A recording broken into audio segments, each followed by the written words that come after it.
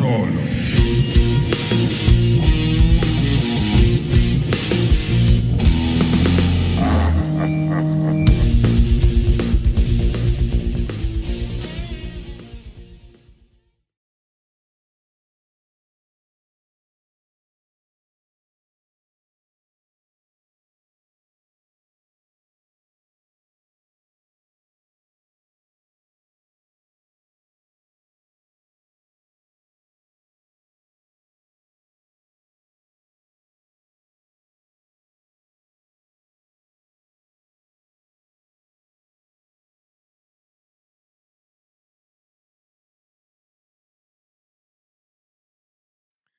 Hello, welcome to solo playthroughs. Let me get this camera a little bit. It's probably fine. If I mess with it, it's gonna fall on top of me. Then it's gonna be a little bit of a disaster. I'm gonna mess with it anyway because it's fun. How is everyone doing here on this beautiful Friday? As we all get ready for our exciting weekends.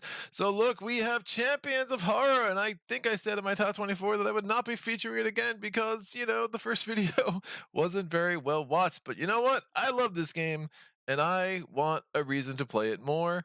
And you know what? If I'm playing it more, might as well put it on the channel and see if I can't get some converts to this amazing, amazing game. I think this game could be a lot higher regarded had it been better supported by both the publisher and the designer. Unfortunately, the community that was super, super passionate about it early asked some questions, never got some straight answers, and the designer seems to have just kind of been MIA. Greenbrier has not been forthcoming with answers to some basic questions about gameplay, and that's going to hinder a game, right? There's a lot of games out there, a lot of choices, but I'm not joking when I say there's like a touch of Maze Knight in this game. The puzzle's always interesting, always evolving. The theme's a little weird. I'm not gonna lie, and it's part of again the anime thing doesn't always naturally click with me, but bizarre and zany kind of clicks with me. Like Too Many Bones clicks with me. So there's like a lot of zaniness, a lot of weirdness. Some of these scenarios are like, what am I trying to do? Like today, we are trying to organize the biggest party in the history of the world. So here we are, at least in the world of Hara. Our character today is Leaf. I am embarrassed to admit that it was not immediately obvious to me that Leaf is a tree. I did not notice that he has, tree legs. I just noticed this crazy little haircut he had, and I was like, "What is going on? That's a little strange." Oh no, that's actually a treetop, and it's Leaf. And here we go. And Leaf apparently is the partiest tree in all of the world. So if anyone's in the chat, let me know. Make sure the audio is good. I think I'm gonna have the same settings I had on Wednesday, and that worked pretty well for my uh, Spirit Island playthrough. By the way, I have this amazing track record of getting crushed in a live stream, playing the game again off camera, and absolutely destroying it. So I no lie, it's happened like 4 or 5 times in the last 3 months, and it's amazing. So, but it's a better video when I get crushed, right? I mean, even I admit that. So no hard feelings, but yeah, I definitely played that again right after we turned the camera off, and it was like unbelievable. Like everything went my way, the events were perfect, and I ended up getting a Terra level 3 victory as soon as I did the second um what should we call it? What is that thing that you do? The second ritual of terror. So that got me to terror level 3. The first time I did a ritual of terror, I resolved like 6 fear cards, and I had a land that was about to blight 11. By the time I was done with the fear cards, it blighted -2. I mean, I removed 4 towns. And like had a strife. It was absolutely amazing. Trevor Haddock says audio sounds good. Thank you very much. Rocket Magnus is audio okay on my end. And Mark, what's up? Mark is the man of the hour who gave me that fun little intro music. Yes, finally doing horror again. Have all my minis primed and ready to paint.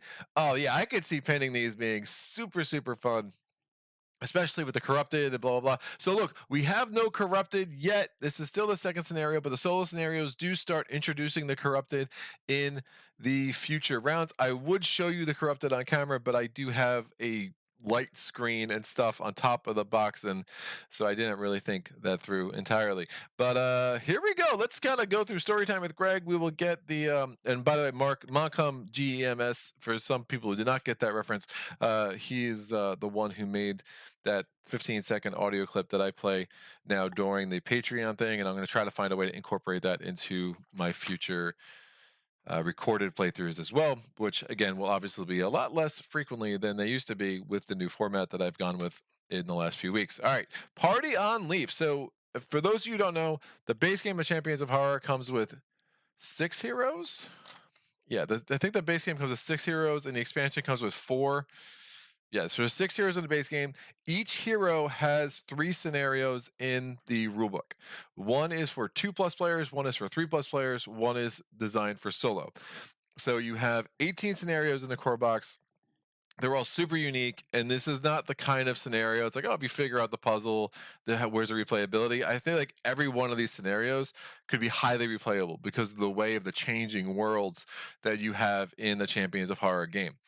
Conflux after conflux, Leaf attempts to repair his home with futile wishes. This time he's got a new angle. Heck, if the wish doesn't work, at least everyone will have the time of their lives! Recommended corrupted. There are no corrupted for this challenge. However, there is still a corrupted phase. The rulebook is not great at explaining this. There's a lot of things about this rulebook that aren't great, not gonna lie, but that's par for the course. But there will also be a corrupted phase in which we will roll a die, and this die can be super, super punishing, and especially, you've seen me roll before, expect a little bit of that. To win, we need to throw the party of the century. There are 4 conditions to starting the party. 1, you must be at max energy in all 3 colors. Again, here is our energy meter. I have all these stones there as reminders because I forget the most obvious things in this game because I just have not played it enough to get it in my bones entirely, but we're getting there. So these stones, certain things will trigger when we get to each of these 4 levels. So when we get to halfway up the blue energy, we get a new power card. When we get halfway up the red energy, we get a new power card. Halfway up the green energy, we get a new power card. When we get all the way up to green energy, we get to grab the ultimate ability and put it in our hand, as long as we don't already have it in our hand. Right, so those things trigger. We also are going to start with 8 health, and we're going to start with 6 spirit. And the reason why green matters for Leaf is green is Leaf's primary color. So depending on the depending on the hero that you're playing with, the champion you're playing with, they will have a different primary color, either blue, red, or green. Leaf's primary color is green. That's why when we get to the top of that, we are going to get our ultimate ability. Now, we need to be at the top of all 3 of those meters to win the game. If we ever die at any point, we're allowed to die once in this scenario. If we die twice, we lose. But if we ever die at any point, then we will be able to we'll take this Doom token and we'll lose 2 energy amongst the 3 colors however we want. All right, so we'll see that play out. We need to get max energy in all 3 colors. We must have 7 ally monsters as party guests in our inventory. So these are 6 allies that will start on the board. And the way allies work, when you're on a space with an ally, you can choose to trigger the ally ability. You just take the card off the board. Now, normally it goes in a discard pile. You just get the benefit. Now, you don't get the benefit you will get if you defeat the ally. You still can defeat the monster, and I might actually have to defeat 1 or 2 of these allies as we go. But we still, at the end, are going to need to get 7. Now, 6 will start on the board. More will come out as we play. So if you choose to trigger the ally effect, the ally comes off. Instead of getting the reward for defeating it, you just get the ally ability. And then instead of putting it in a discard pile, in this scenario, we'll just start accumulating them. And I'm going to have a little D8 here that I'm going to use to track. We're going to need 7 of them to win the scenario, as I already said. Now, the third thing we need to do to win is we must be on the number 3 space in the bayou. So here is the bayou down here. We need to be on the 3 space. So 1, 2, 3, 4, 5, 6. One of the biggest rules quagmires, not only in this game, maybe all of gaming, is the orientation of these tiles. The rulebook's very unclear and tells you that you're actually supposed to be at 1 and 6, but then there's a picture of it being at 1 and 2. The designer came out and said, no, that's eroded. It's supposed to be 1 and 2, but then that was questioned. Is that true for all scenarios? Because some of the balancing seems off. I always put it at 1 and 2. It's just how I keep my sanity. I'm not going to try to figure out what the designer's intent was. He never gave an official answer after saying that it's supposed to be 1 and 2. So I'm going to go with 1 and 2 in all scenarios. It keeps things simpler for me. Now, lands will move as you play. So 1 and 2 will change, and how things are oriented in relationship to the dojo will change. So I'm not going to worry about it too much, right? So for me, 1 and 2 how it's, as it is, and then we are going to need to be on space 3 of the bayou if we're going to win this game. Additionally, the final condition is when we're at space 3 of the bayou, when we have 7 allies in the inventory, when we're at max energy, we need to be in the bayou, and Oakenmore needs to be adjacent to the bayou on either side, and neither of them can be in the center. Now, we have these world shifts cards. They're going to move stuff around, and we will have an ability to kind of manipulate the world shifts cards to help try to make that happen. It is not always possible, but it generally is, just understanding the world shift deck and understanding how things move. Note, setup. Lunar Ridge and a Retchy Waste are always opposite each other. The Bayou and Oakenmore are always opposite each other, and Dreer and Oppenheimer are always opposite each other. And you can tell that by the symbols that are here on the dojo. This was just kind of randomly put out. I just kind of put them there. So they are what they are. They're always opposite. So we need to, at some point, Oakenmore is going to need to be switched places with either the Dreer or a Retchy Waste, or the Bayou's need to switch places with Lunar Ridge, Oppenheim, but that's going to take multiple steps, because basically something's going to need to switch places with the dojo, and then something else is going to need to switch places with the dojo to make that happen and make that adjacent. One of the things that's going to make that possible is when we defeat a Dawn Kirin. Now, Dawn Kirins usually start in the dust deck, except 3 of them are going to start on the board. When we defeat a Dawn Kirin, not only will we get the rewards for defeating it, not only will we get the special loot, again, this is not an ally card, so we get the special loot in addition to those. When we transport to the dojo, or assuming we have to, if we don't transport to the dojo, we don't get to do this. So you really want to transport to the dojo, but you're most likely going to want to transport there anyway to get the benefit of extra health when you end your turn there, but you'll see that play out. When you do that ability, then you get to look at the top world shift card and decide whether to put it on the bottom of the deck, to carry it out right away, or to leave it on the top. So you'll get a chance to see, all right, what's coming up next, or is this card going to be really bad, or is this a card I'm going to want to enact now because it's going to make it more likely that I'm going to be able to get the Bayou next to Oakenmore. Again, so it's a cool little fun mechanic, but there are only 3 of them, and their placement's totally random, so they might not be in the best places for us. Generally speaking, 1 or 2 will be where we want them to be. All right, so that's our win condition. The loss condition. The first time you were defeated, you gained 1 doom counter. This is our doom counter. The second time you were defeated, you lose. If you haven't won by the end of day 6, you also lose. So there are 6 days. Each day has both a dawn phase and a dusk phase, or a dawn turn and a dusk turn. Those do count for separate turns for the purposes of the corrupted turns. And so essentially that leaves us 12 turns to get this done, and a whole lot happens in 12 turns. At the beginning of the game, in my inventory, before I forget, I will take a Dreamstone. We're maxed out of 2 of these. Often you'll be able to trade a Dreamstone in for a benefit based on certain events. Additionally, there is an ability on here that I rarely use. It could be a hole in my game in this game so far, but it says discard to spawn the top card of your current world. You can use 1 Dreamstone per turn while on an empty space. You can only carry 2 Dreamstones at a time. So again, probably won't use it for that ability, but it's nice to have 1 in my inventory. This game is huge, by the way. If you haven't realized, I have my camera maxed out all the way because this game is super big. And again, if you look at the size of the cards, or like relative to my Spirit Island playthrough or whatnot, you'll get a sense of just how big this game really is. All right, so we have special rules. Begin the game by removing 1 copy of each of the following monsters from their respective decks. 3 of the monsters we had to remove were from the world decks. These are the worlds. So you have Bayou, Dreer, Lunar Ridge, Oakenmore, Oppenheim, and Arechi Waste. 3 of these monsters did come from the Dusk deck itself. So we have the green Riftling, the red Riftling, the blue Riftling. We have the Herald of the Serpent, the Herald of the Worm, and the Herald of the Stag. They will randomly be placed out on the different world tiles on the number 2 space. Additionally, we are going to take the right. So additionally, we're going to do the search the world. I already talked about the Dawn Kirin. That was what was next here. That's why I'm skipping over that. So we search each world deck for their respective boss monsters and spawn each of them on number 6 of their respective world tiles. So we have the 6 bosses here. So I'll put those out when I can kind of make room. And then we are going to Special rules. Yeah, that's it. So then after you ally with a monster, they go in your inventory. Said that. Talked about that. Great. And then we have the rules for when we roll the corrupted, which I'll explain the first time I do a corrupted turn. The only thing setup in this game is pretty straightforward and easy and whatever. It's a big freaking game as far as how much space it takes, but not a big game as far as components. One of the most annoying things that I don't like, and I think was a poor design choice because the player experience is that much worse, is that instead of just having these decks ready to go, every time you play, you have to take the deck, you have to separate them into monster and event. You shuffle up the event deck, you take out two, you shuffle these cards into the monster deck, and now this is your deck for that world.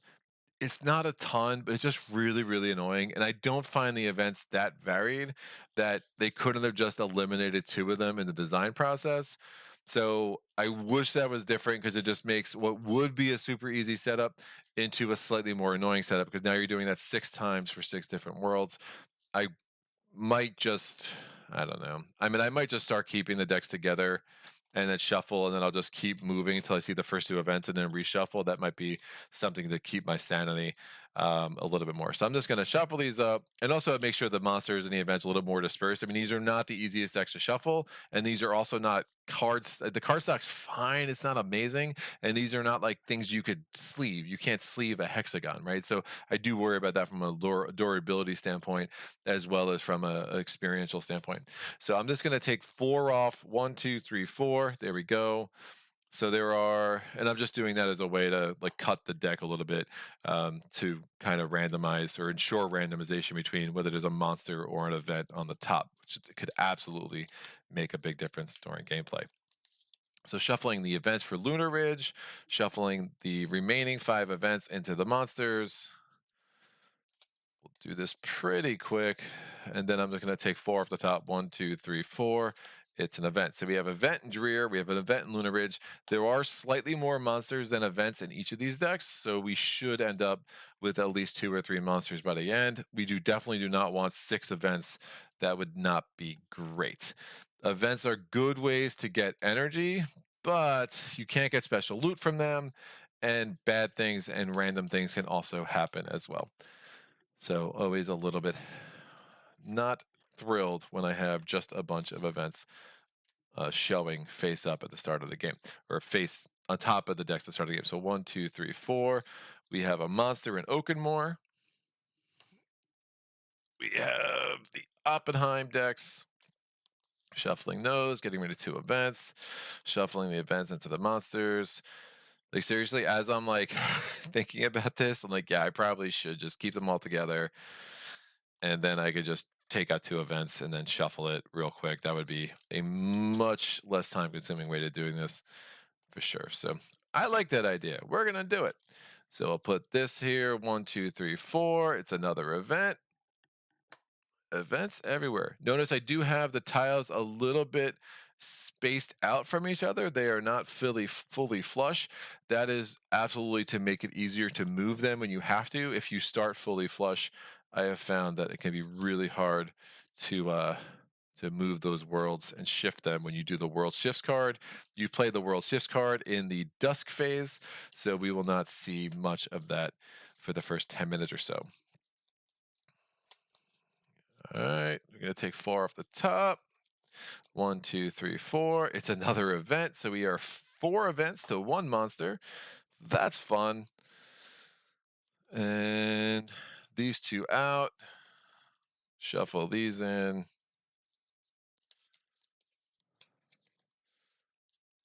Yeah, it's just a really cumbersome process. Like, I don't want to feel like I'm baking a cake or making a sandwich every time I go to play a game, right? I just want to play, guys. So 4 off the top. 1, 2, 3, 4. It's a monster. Excellent. So those decks are set. We're gonna put out our what are you called? What are you called? The bosses. Yeah, put out our bosses. So we have Nyx and Erebos is going to be in space 6 on the Dreer.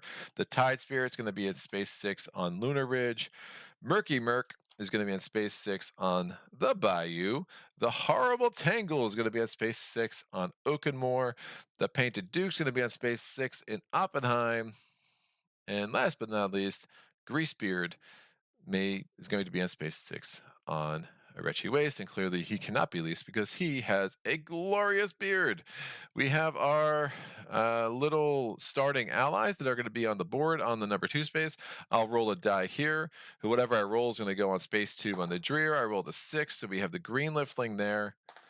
We have a 5, so we have the red Riftling and Lunar Ridge. I have a 6, there's only 4 cards left. I have a 3, so we have the Herald of the Serpent in Oakenmore. I rolled a 1, so we have the Herald of the Stag there. And I rolled a 4, so 4, 5, 6, we have the blue Riftling there. And that leaves the Herald of the Worm there. Ally abilities for the Riftling, when we get there, we can just discard them. We get 2 health, and they start going into our inventory. Again, we're trying to gather 7. The Herald of the Serpent, the ally ability there is each member of your team may move up to 2 spaces. It's really nice when he's in the bayou. It's a nice late gameplay in this scenario, but it obviously didn't work out here. Ally ability here is gain 2 health and 1 spirit, so that's nice. And then ally abilities here is each member of your team gains a Dreamstone. Again, don't really like that. That's one of the dudes I might actually just go ahead and kill. But again, he's on the bayou. I'm going to need to get 7. So allies near the bayou, especially near space 3, I'll probably just leave them for a while and then just use that to kind of get my last couple of allies as I need to. This is our time marker, so it's going to start in Dawn on phase 1. I put this stone here to remind me when we get to Dawn on stage 3, we will get our ultimate card. So again, there's only 2 basic ways to get your ultimate card. One is when we get to Dawn on phase 3. One is when you get to 10 spirit in your, or 10 energy in your primary color. And then other than that, there are some other game effects that might give you your ultimate card. I'm actually going to put this here to be easier to track. Doom token comes off. So every champion in Champions of Hara has kind of like a resource that's unique to them. Leaf's special resource is momentum. I don't know how a tree gets momentum. It just does. It is what it is.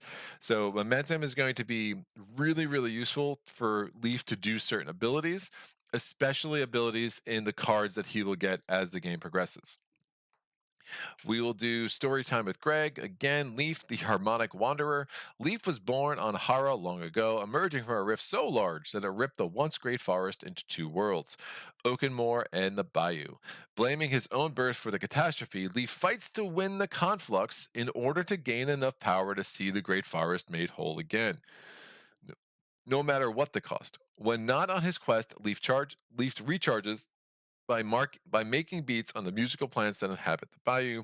Close range, positioning, fine and fine. Leaf starting card. I guess I'll put this back here. Trying to figure out what's best. First time I put something on a live stream is always like, maybe I should have figured out this earlier, but we're good. All right. So his 4 starting cards are going to be the following. Dash. Dash is kind of a generic card that's thrown into all the starter decks. In hand ability, you move up to 2. When it's on the board, you can move up to 1 and deal 1 damage at range 1. His green card is Falling Pine. The in hand ability, move up to 1 and then deal 2 damage. The on board ability is deal 1 damage, range 0. I can spend 2 momentum to add 2 damage to that, which is nice. We have Syncopate?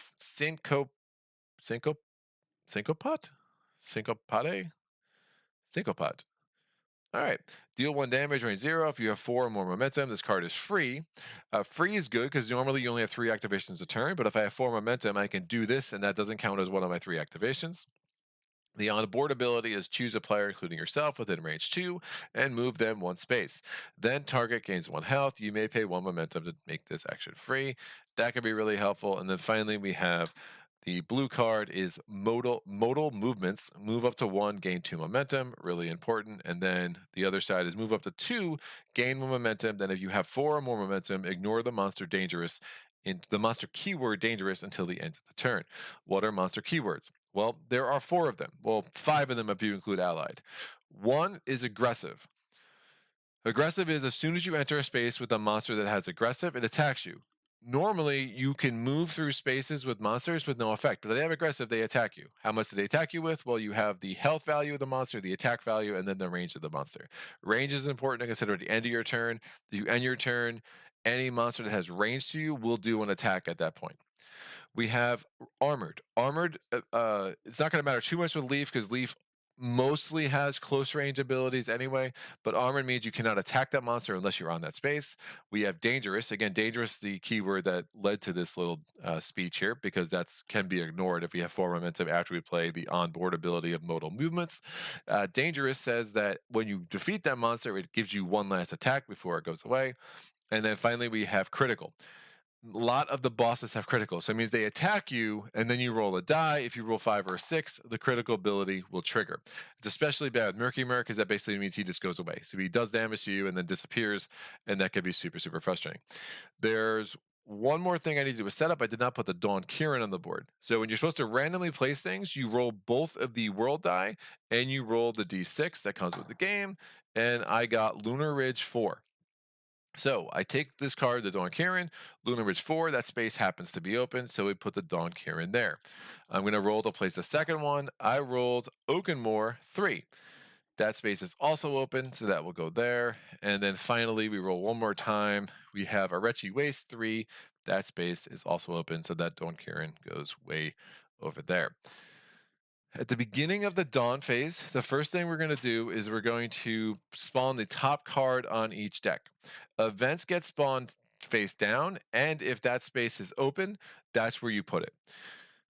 If that space is not open, you go to the next the first space that is open. So if one was, say that one of the Dawn Kirin was there, I would put this in 3 instead of 1, but everything happens to be open, so this will be fine.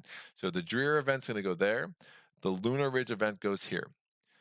The monster card on the Oakenmoor deck is going to be revealed face up. It is a Teagle. The Teagle has both aggressive and dangerous. So if I went to kill it this turn, it would not only attack me when I arrived in the space, it would also attack me when I defeated it. That's not great. The Oppenheim event goes face down. Arechi Waste event goes face down. And the Bayou monster goes face up. It is the Bass Hunter. So it has aggressive and critical. So if I go into that space, it will attack me. It will do 2 damage, and then I have to do a critical roll. If I roll a 5 or a 6, it's plus 1 damage. If I defeat it, I get a green energy, a red energy, and then I would get item number 16. So here are our item numbers. So imagine like Maze Knight, but if you defeated an enemy, like you got specific artifacts.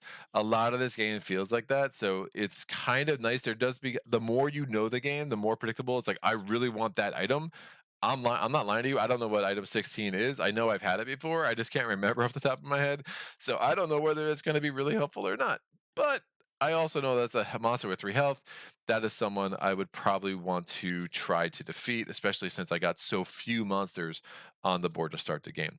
So I am shuffling the World Shift deck because I realized I never did that. And I'm shuffling the Dusk deck as well. Dusk cards will come out in the Dusk phase. Hence why they're called Dusk cards. It's crazy. So I don't have an obvious play here other than trying to kill the Bass Hunter. The problem is if I kill the Bass Hunter, and if I'm stuck there, this dude's going to attack me because he has range 1, so that's going to do 1 damage to me, and Murky Merc's going to attack me, so that would be 3 damage plus the 2 damage I'm going to take for entering where the Bass Hunter is. If I move to the green Riftling after killing the Bass Hunter, then I would be in range of Nyx and Erebos. Now, range does not go through the center decks, but Nyx and Erebos has range 2, and Murky Merc would have range. So that could be super bad too, because that would be 4 damage. So don't love any of that. Now, note, I could try to do the green Riftling first, get 2 health, and then try to attack the Bass Hunter. Again, my starting health is 8, my starting spirit is 6, but I can get more than that. You are not limited by your starting amount, which is very unusual for most games, but I actually like that mechanic a lot. It makes a lot of sense in the context of this game. So I could go to the green Riftling, get up to 10 health, and then I would just plan on giving back 5 of it. Yeah. It is very, like, we will probably die at least once in this game. So, and I can only die once. If I die a second time, it is game over. So let me look at my 3 activations. How much damage can I realistically do this turn?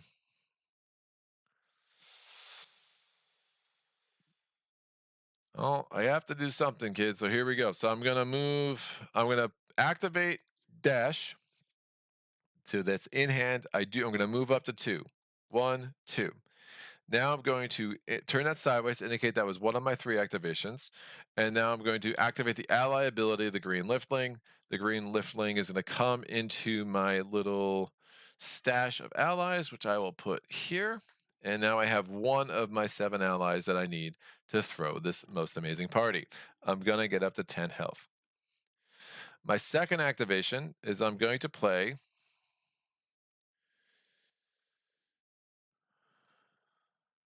I flipped those over. So I'm going to play Falling Pine, the in-hand ability.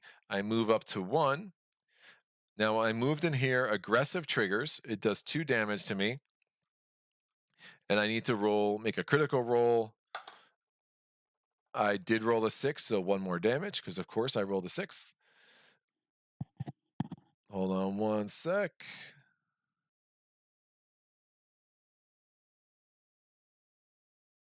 And I'm back. All right, so I rolled a 6. So I did 1 more damage there. And now I can deal 2 damage, range 0. So I did 2 damage to the Best Hunter. Now, if you're going to defeat a monster, you have to do it all at once in 1 turn because the monster's health resets. Now I can, part of that turn, if I had like a retaliate ability, I could do damage when the monster attacks me. And that would still count as part of the same turn, right? It's the monster's turn is not considered separate, but I need to do 3 damage all at once. And then finally I'm going to play Syncopate. Man, someone's gonna tell me how I'm pronouncing this. So I'm gonna say syncopate. We'll go with that. So syncopate, I deal 1 damage, range 0. If I had 4 more momentum, I would yeah, I did. Oh shoot. I didn't get modal movements on the board, but I still really needed to get this done this way this turn, so that's fine. I do want to start getting momentum quicker. Usually with modal movements can be really helpful for that, but this wasn't meant to be this turn. So I did 1 extra damage. I do not have 4 momentum, so this card was not free. So it is my 3rd activation, but it is enough to kill the base hunter. I'm going to get 1 green energy, 1 red energy, and item number 18. That is discarded. What is item number 18? Inquiring minds are dying to know. It's a moon shard. Choose a player within range 2. You may reset that character's specific resource to any position that you choose. Oh, that is not 18. That's a 16, kids. I was like, that is not what you get from this guy. I know who you get this from, and that is not hit. You get that from one of the bosses. We get instead the mark of the hunter. You may ignore the monster keyword armored. Well, that's not great for me because most of my attacks are range 0 anyway. But I do have equipment. If something makes me discard the equipment, that would not be a bad thing to discard. Right, at the end of my turn, the monsters are going to attack. This Herald of the Worm, even though it has an ally ability, it still attacks. It's attacking me for 1 damage. Murky Merc's attacking me for 2 damage. I roll for its critical effect. I did not trigger the critical effect. If I had, it would have gotten placed back on top of the Bayou deck. And now we go to the end of my turn. This is going to go on board. This goes on board, and this goes on board. All right, so that will work. We go to the critical turn or the corrupted turn. So if there was a corrupted on the board, it would run around to do some things. Instead, we just do a die roll. I rolled a 4. So there are 3 different results from my die rolls. If I rolled a 1 through a 3, I lose 3 health, right? It's just bananas. A 4 or a 5, I put a token on all of the bosses. When they attack me, they do +1 damage. From what I can see, that is not cumulative. So if you have 1 on there, it's just good for the game. So I roll a 4 or 5 for the rest of the game. That's fine because it's not going to have any gameplay effect. I have looked this up. I have not seen anything to suggest that this is a cumulative effect. If there is 1 or more of these suckers on The boss is +1 damage. I will never remove them, and I will never add an additional one because it's all the same effect. If I roll a 6, if I'm lucky enough to do that, that's great. If I roll a 6, I get to move one space and I get a gold energy. Gold energy is essentially wild energy, which I can use to up myself on any of those 3 tracks there, which can be very, very nice. So that was a corrupted turn. So we go to Dusk. What are we doing in Dusk? Well, we're going to spawn a number of Dusk cards equal to the number of players +1. So I'm going to spawn 2 Dusk cards. I roll. I'm putting a Dusk card into Lunar Ridge 6 that will come face up. Now 6 is full. So the first open spot is 3. So it's going to come down here. We have an Avatrice. When Avatrice enters the world, it steals 1 item from each player if able. Place the stolen items off to the side. Do I want to get, I mean, this, again, this kind of garbage. I mean, I guess there's range there. I'm going to get rid of the Mark of the Hunter. The Dreamstone will probably be a little more flexible for me later. So I'm just going to get rid of the Mark of the Hunter, and I'm just going to put it in the deck here. There's a bunch of flavor text all over this stuff. I mean, if you wanted to read it all, it's super interesting. But then we have a place of stolen items off to the side. And then special loot, if we defeat it, we'll gain the item stolen by Avatrice. I'm just going to put it under Avatrice because I will forget otherwise. So we'll put that right there. You thieving bird, you. We have to spawn one more thing. I rolled Lunar Ridge 5, so we have absolutely filled up Lunar Ridge. We're going to get a card from the Dusk deck. It is the Dusk Kirin. So we have a Dawn Kirin and a Dusk Kirin. You may transport to the same space as any player who is not in the dojo, which is obviously not that helpful in a solo game. However, it does give you 2 gold energy, 1 blue energy, 1 green energy, and 1 red energy, which can be really, really nice. That is the end of the Dusk part of the turn, and now we enter into the adventure part of the Dusk phase, right? So this is turn 2, day 1, turn 2, which is, again, the adventure phase during Dusk. I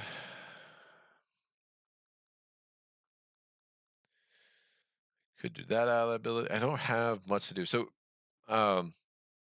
clarifications. Events, if I go onto an event, I have to flip it over and immediately trigger it. There are other things called rifts that come out of the Dusk deck. Those are optional. You do not have to carry it out.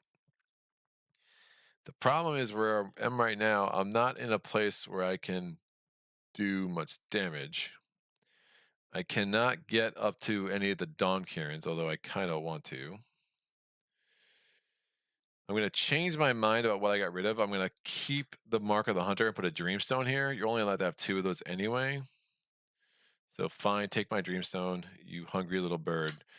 And the reason why I'm going to do that is I'm just going to take care of the Herald of the Worm now, unless I want to kill that dude. And just get the energy, because the Dreamstones are just kind of silly. Although it would take an ally away from the bio, which is I don't like. Yeah, I'm going back and forth.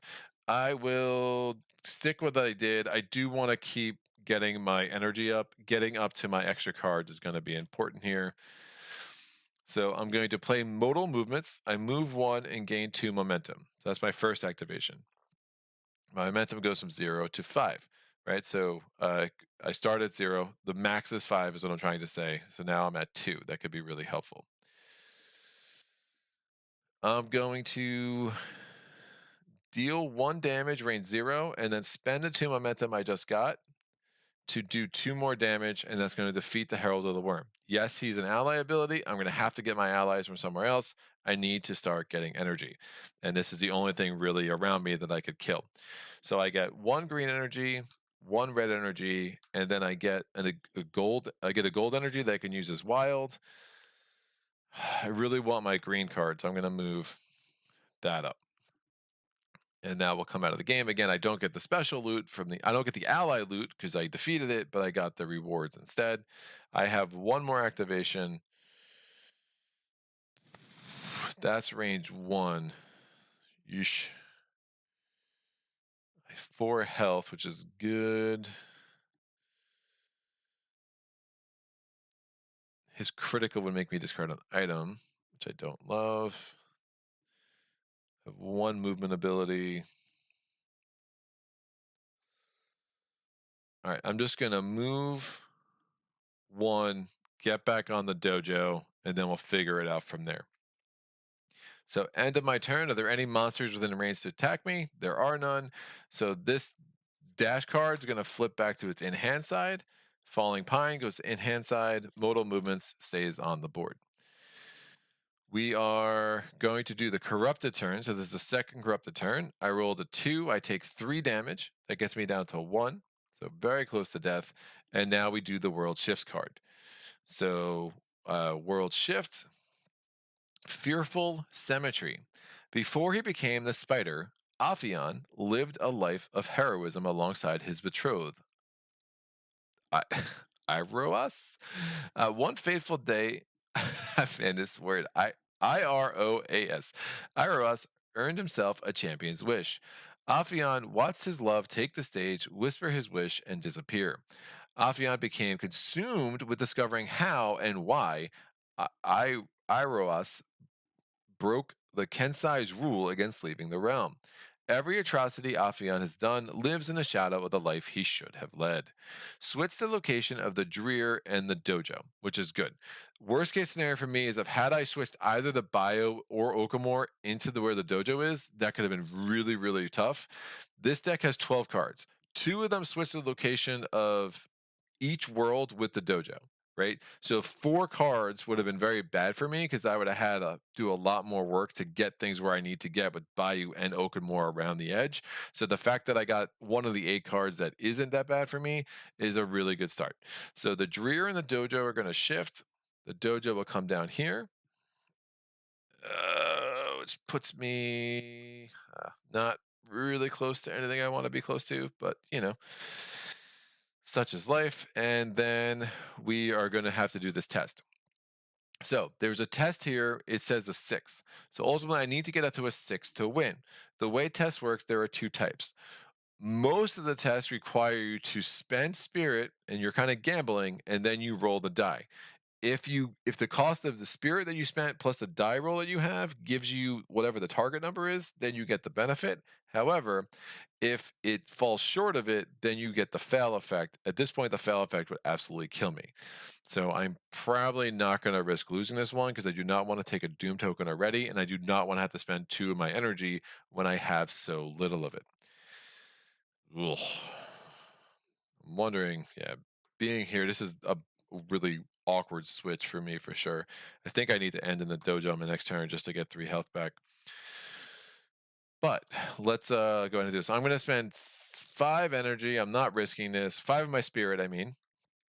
Again, the other kinds of tests, some of the rift tests allow you to roll first and then decide if you're going to spend the leftover spirit. I'm just going to spend 5 spirit to make sure I don't fail this. I rolled a 4, so I could have spent as few as 2 spirit, but again, I wasn't risking it. I get to keep this card.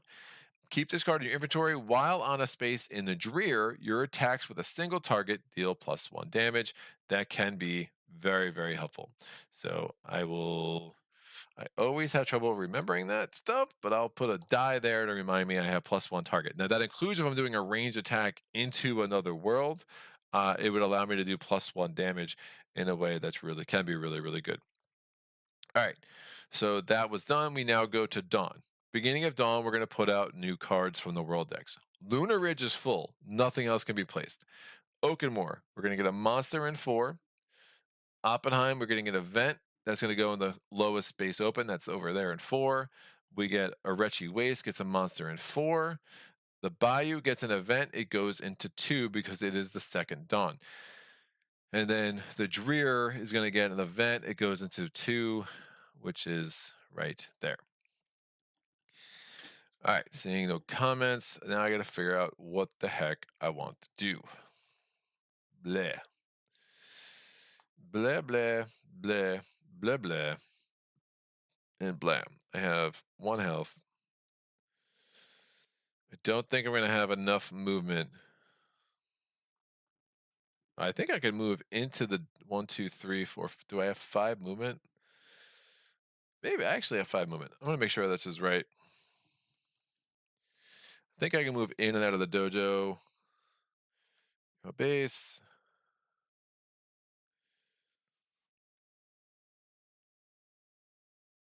Yeah, you can move into the dojo. You can't move into the other centers, which is super nice. So this will actually work. I'll just move through the dojo, get 2 health, move back. Yeah, it's gonna just be a health turn for me.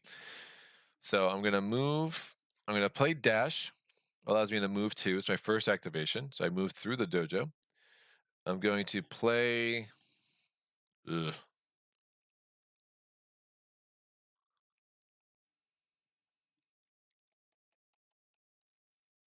No, let me do this different. This is better. I'm going to play model movements. So move up to 2, gain 1 momentum. I'm going to do, so I'm going to do syncopate.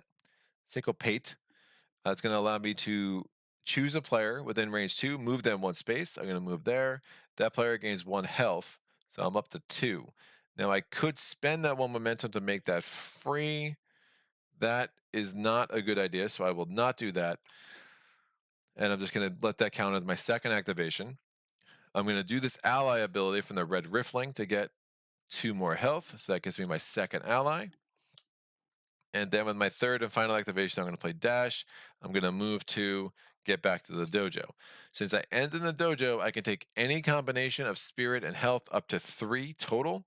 I'm going to take myself, I don't know how I don't take 3 health. Yeah, I'm going to take 3 health, and I'm just really going to be hurting for spirit, but that's absolutely fine. All right, so that was the end of my dawn turn. We're going to have a corrupted roll. I rolled a 4. It just means that we add these things to the bosses. They're already there. Bosses do +1 damage. And note that in the dojo, if I was unlucky enough to shift things so that I was within range 2, say of like Nyx and Erebos, he would still attack me even though I was in the dojo. This is going to go in hand. This goes in hand. This stays on the board. Great. We go to dusk. We're going to spawn 2 dusk creatures. I'll go there. I'm rolling the world dice. Oakenmore 6. Oakenmore has 1 more spot. We're going to put a dusk card there. It is a minor gold rift. And then we're going to spawn 1 more dusk card. Oppenheim 3. Oppenheim 3 is full, but 4 is open. It's another dusk current. Amazing. So we only have 2 allies, and not a lot of allies have come out of the decks yet. So hopefully that changes, because that could start getting very hairy. We now go to my dusk adventure phase. I think I want to kill you. Get near the Dawn Karen. Ooh, do I kill the Dawn Karen? I might not be able to.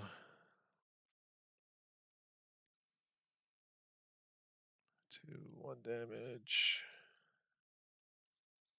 Shoot, I don't think I can kill anything.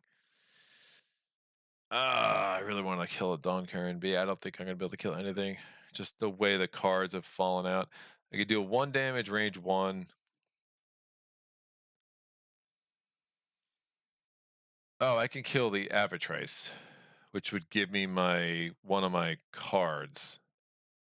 But unfortunately, we're going to be very much up to the randomness of the World Shift deck, so that's not great. So hopefully we get lucky there. Yeah, so I'm going to use dash. I'm going to move up to 1, and I do 1 damage to the Avatrice, because the Avatrice does not have armored, so we're good there. Now I'm going to play Falling Pine for my second activation. I move up to 1, I deal 2 more damage, so that's 3 damage on the Avatrice. And then my third activation is Syncopate. That's going to do 4 damage, and that kills the Avatrice. Special loot, I gain the item back, so I got the Mark of the Hunter back. And I end my turn there. So what happens now? So that's fine. Yeah, that's going to come out. I get 3 gold energy. 1, 2, 3. That is going to give me a new card. My options here are Grappling Roots or Willow Punch. I like Willow Punch a lot better. It has the onboard ability where I can do 4 damage, range 0. The Grappling Hook I find a little bit more, it's like deal 2 damage, range 3. It could be good. I just think that 4 damage is really going to give me a chance to beat some of these bosses. So that's the card I'm going to take. And that is going to end my turn. This stays on board, in hand, on board. And now we have to do a corrupted roll. I rolled a 2. I take 3 damage. Before the corrupted roll, I also got attacked by the Dawn Karen for 2 more damage. I'm down to 2. Silly Dawn Karen. All right. So they're nasty, but they're helpful. I definitely want to try to kill this next. Well, hopefully we'll get lucky with this World Shift card now. So that was the end of my 4th turn. We take the World Shift card. It is the Memories of Arechi. Once the home to an advanced aquatic civilization, Arechi is now an arid desert filled with ancient trash, discarded inventions, and an angry storm god. Switch the location of Arechi Wastes and the dojo. That could be good. I like that actually a lot. So this goes here, this goes here. It's going to be some really good options with monsters to kill, considering that I'm over here. All players gain +1 energy, 1 blue energy. The player with the least total energy gains a additional gold energy. Obviously, that is me. I will use that gold energy on blue because I am. I'll do it on red. Why not? Nah, I'll do it on blue. I like the blue card better than the red card. And then all players may move up to 2. Huh.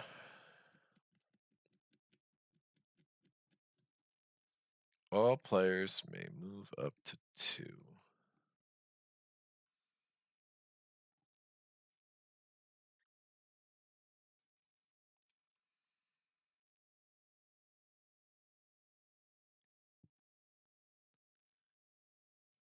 I have no momentum. Yeah, I'll move 1 and start my turn on the blue riffling. The good thing about that is that this event's about to come out, and that will go there. And if I was still there, I'd have to trigger the event, and that could be pretty bad. So memories are retchy. So basically, for each of the worlds, again, there's 2 world shift cards for each world. One world shift card tends to be something like this: is hey, here's a little benefit. The other one tends to be the test one. So we've seen both types as we go. The test one is always like this thing. So if you're on that space, you do extra damage.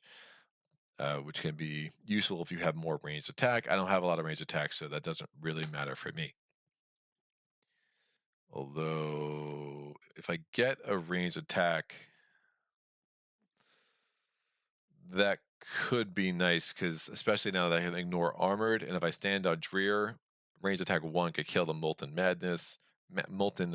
Mantis, which could be great. But again, it's more green energy. So green energy is not exactly what I'm struggling right now. Blue and red are kind of higher priority. So we're going to go to Dawn 3. Since we're in the 3rd Dawn, I'm going to get my ultimate card. So there are locked ultimate cards that you can get if you beat like certain scenarios. I find that mechanic kind of a little bit weird, but we have Beats from the Great Forest, deal damage equal to your momentum to all other targets, range 0.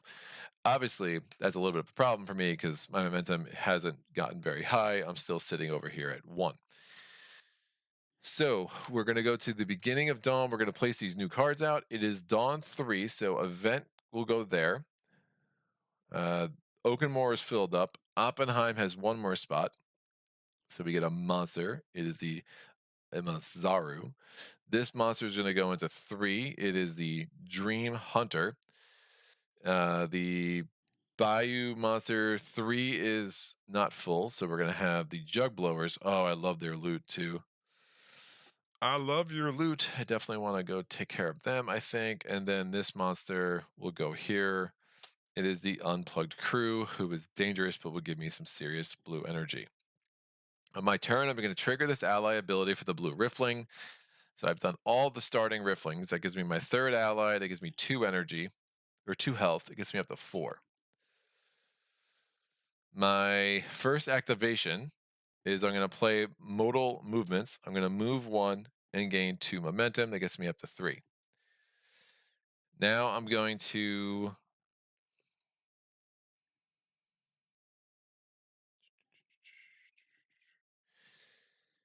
I'm going to have to do it.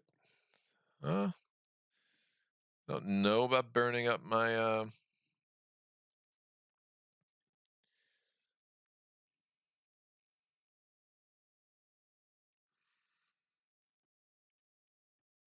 I moved to the dojo.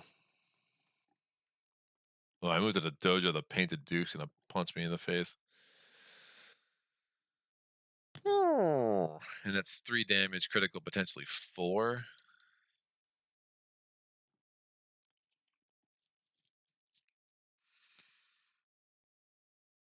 Ultimate cards do count as one of your activations.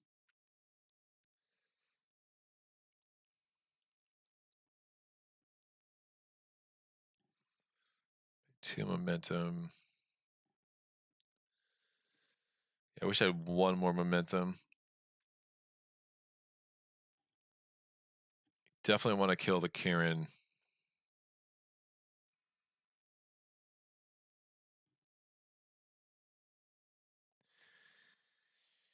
A few ways to do it. I'm just trying to figure out what makes the most sense.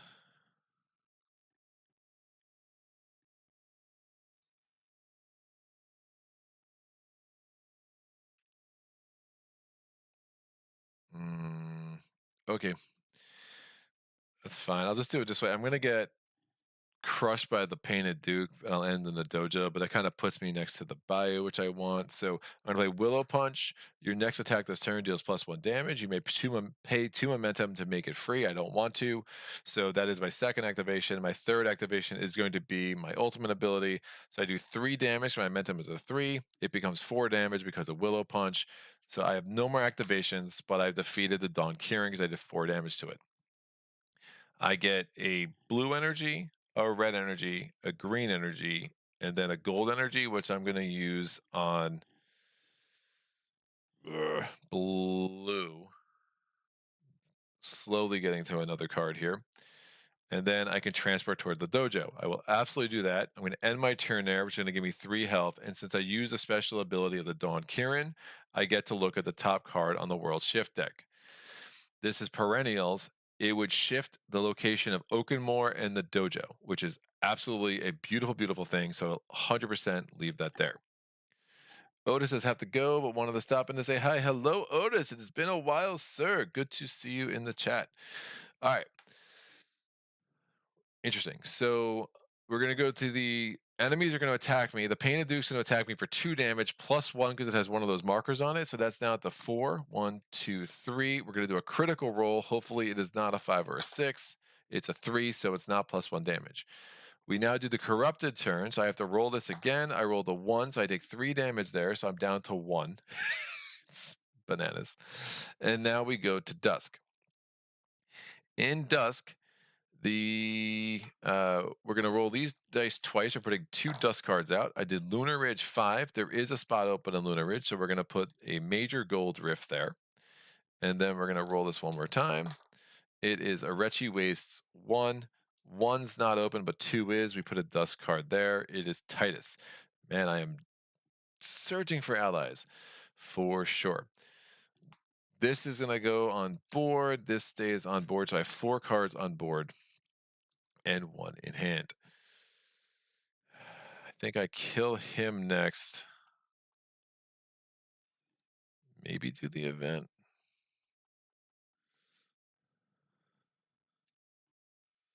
He's dangerous. Ooh. That could work. That will give me another card. I think that makes the most sense. All right, so let me do this. I'm going to move up to 2 and gain 1 momentum, which gets me up to 4. Since I have 4 momentum, I could ignore the keyword dangerous, which is very important. As you'll see, I am now going to deal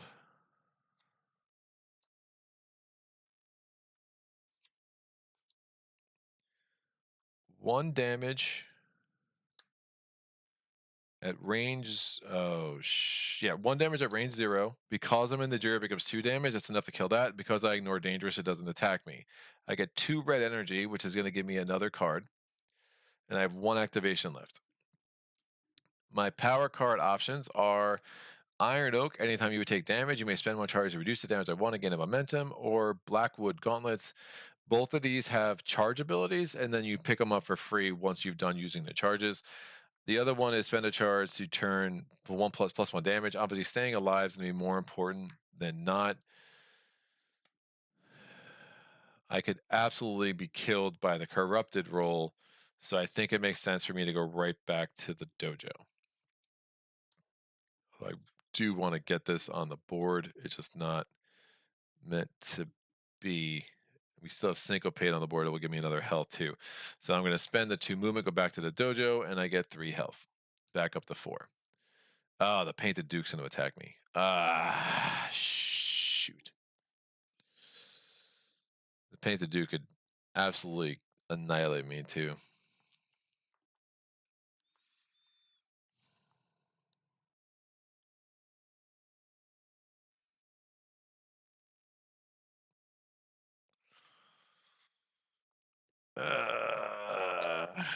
Painted Duke's not within range. Yeah, so the dojo being next to the Painted Dude is rough. Rough.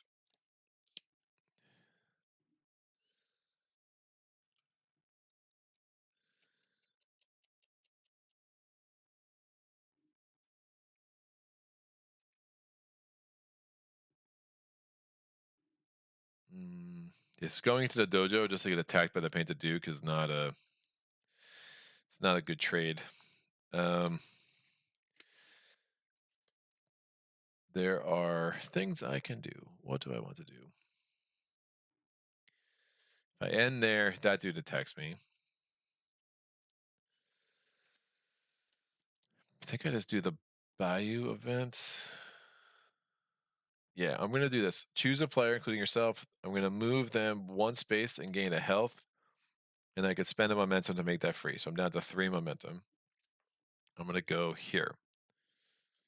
Bayou event, I gain a gold energy, a green energy immediately. And then I can do this test. If I succeed, I get the gold bonus. So basically, it's when the Swampy Bunch aren't performing shows or assassinations, they're kicking back with a few jugs of swamp juice and enjoying a casually violent game of Stomp. It's your turn. I can roll a die. I need a 6. I could spend 1 spirit, and then I would win on a 5 or a 6. If I fail, I take a damage. It does. Oh, I get the 1 health too because of Syncopate. I was like, what? But if I have the item Juggo Swamp, I can discard and gain the success bonus. If I succeed, I get 2 gold energy. I'm probably dying anyway. The gold energy could be helpful, so I'm going to roll. Give me a 5 or a 6, please. I got a 4. I fail, so I take the damage. But again, I got 1 health back from Syncopate. So that would have been nice to have the 2 gold energy. It just wasn't meant to be. I do have 1 more activation because, again, that was free. I'm going to put take this opportunity to put Iron Oak on the board because that could be really helpful to have out.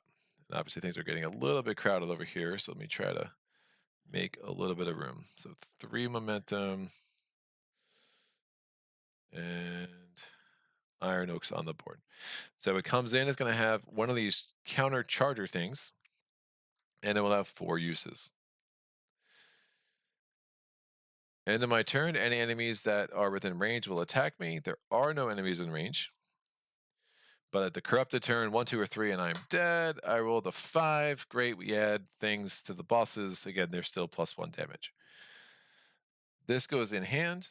This goes in hand. This goes in hand. This goes on board. So again, I have 4 uses there, and then when that's done as a free ability, I can just pick that sucker up. But it's going to be a good way to keep my momentum nice and strong for the rest of the game. We're going to the World Shift card. Perennials. When the Great Forest split, the Bayou turned to song and the Oakenmore turned to silence. Naturally, when Inoki sought out his retributions, he spread his spores on Oakenmore, where the soil was hungry for anything that would feed it. Warped by pain and poison, monstrosities bloomed. There is a melody left in those trees for those brave enough to hear it, but it is not a happy one.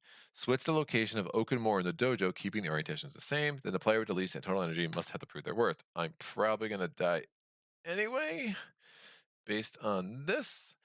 But this gets placed over here. This gets placed over here. Nope, I'm pushing the wrong tile. Stop doing that, Greg. This gets placed over here. This gets placed over here.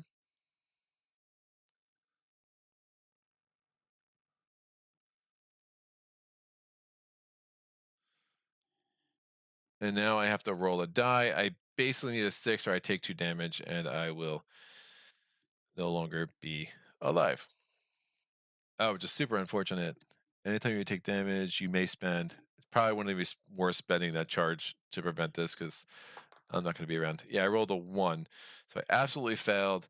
I take 2 damage, which kills me, which means I end up back in the dojo with my values reset. So this goes to 8, this goes to 6, and I chose not to use the Iron Oak because it's not worth reducing the damage because I would still not be around. So had I been able to roll a 5 or a 6 on that one event there, I would still have had the health, and that would have been a lot better. But it is what it is. But since I did die, I get a Doom token. So if I die again, game's over. And I have to lose energy. I will lose 2 green energy because obviously I'm doing better in the other. I'm still trying to get up there in both red and blue. All right, so that was the World Shift card. World Shift is done. Oh, I also get a Dreamstone. So I have 2 of those, which have not proved useful at all yet. We now go to Dawn on day 4. So we're going to put an event here for Arechi Waste. Lunar Ridge is full. We put a monster in the 4 spot on the Dreer. It's an ally. Good to see that. We put a monster in the 4 spot on the Bayou with the Jug Blowers. Full and full. How many allies are even left on the board? 1, 2, 3. Is that it? Yeesh. Not a lot of allies have come out. Oh, what I just killed the 1. I think we just got 1 ally. Yeah, that might have been the only ally that came out. 1, 2, 3. That was the only ally that came out all game, and I killed 1 instead of allying it. So that's rough. ID Jester, hello, sir. Never heard of this game. Yeah, this game is amazing. I forget when it came my radar. I think it might have been Jason Moore for a deck of from a deck of 51, I think is the name of his stuff. And he kind of talked about it in the context of Maze Knight, and that obviously will always get my attention. But this one's a good one, man. It's quirky, it's weird, but it's got a lot of things I like for sure. And a lot of things that are not going great for me right now. Dawn Karen, it's Dawn. Can I 2 damage, 3?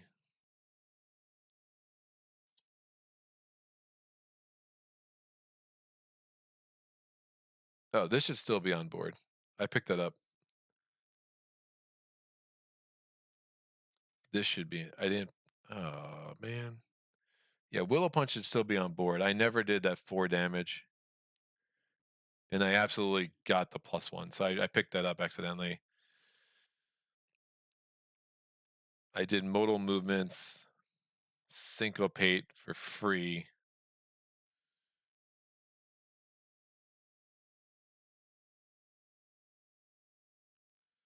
And I did the 1 damage to that dude, and it became 2 because I was in the Dreer, and I never played the dash. Yeah, so Willow Punch should still be on the board.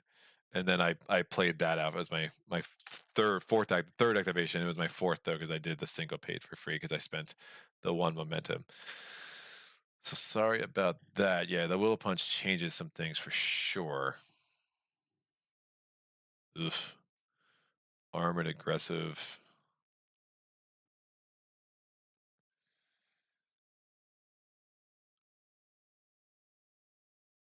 Absolutely take out Nyx and Erebos.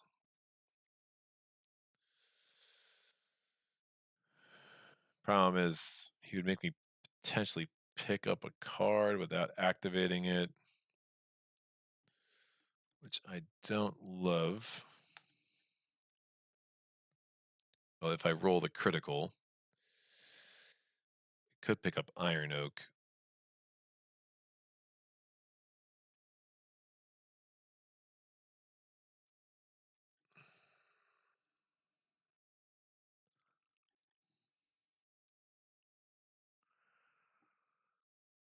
Aggressive and dangerous. That's always fun.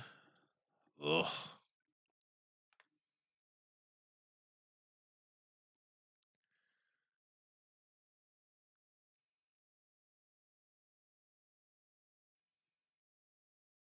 Or if I die again, I'm done.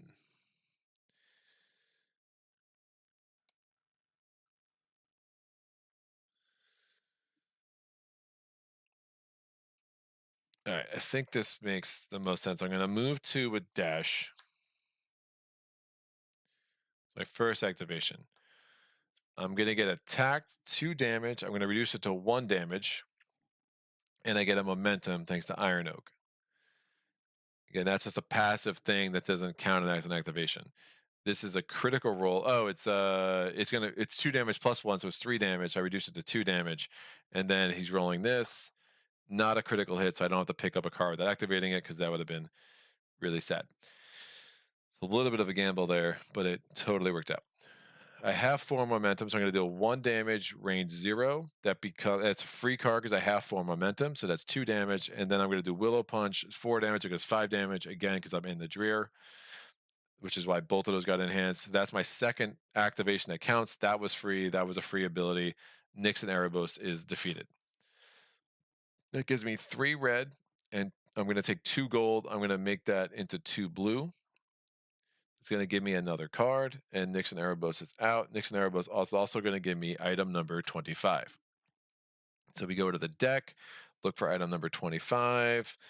It is the Wraith Lock.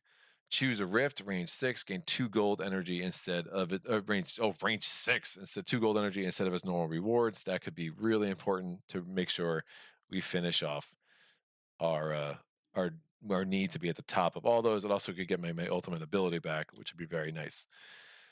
I have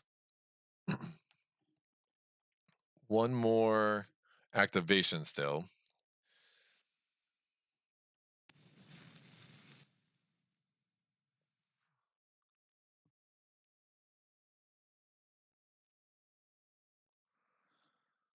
Down to 6. The event would be a little bit dangerous. If I move here, I'm in range of nothing, but I need to get that dude as well. And I want to get to that Dawn Kieran because I want to make sure that the worlds don't shift in a way that's really bad. Because if the dojo switches with the Bayou or Oakenmore now, I'm in trouble. So remember, there's out of the the world shift cards we've seen, 3 of them are going to now mess with us out of the remaining 9. Yeah, this was a Retchy Waste, that was Dreer, that was Oakenmore. There's so many events between me and the Dawn Kieran, which is a big problem.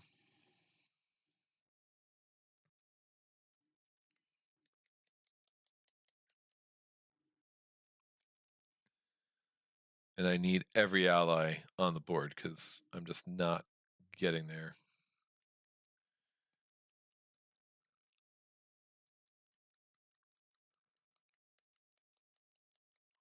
Huh.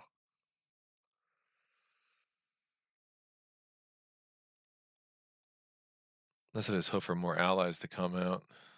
This is crazy. Just seeing no allies. 1, 2, 3.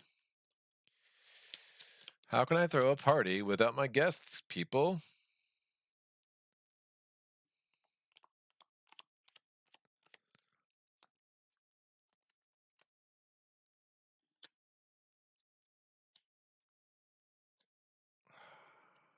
The event's a little risky, but I have full spirit, so I think I do it.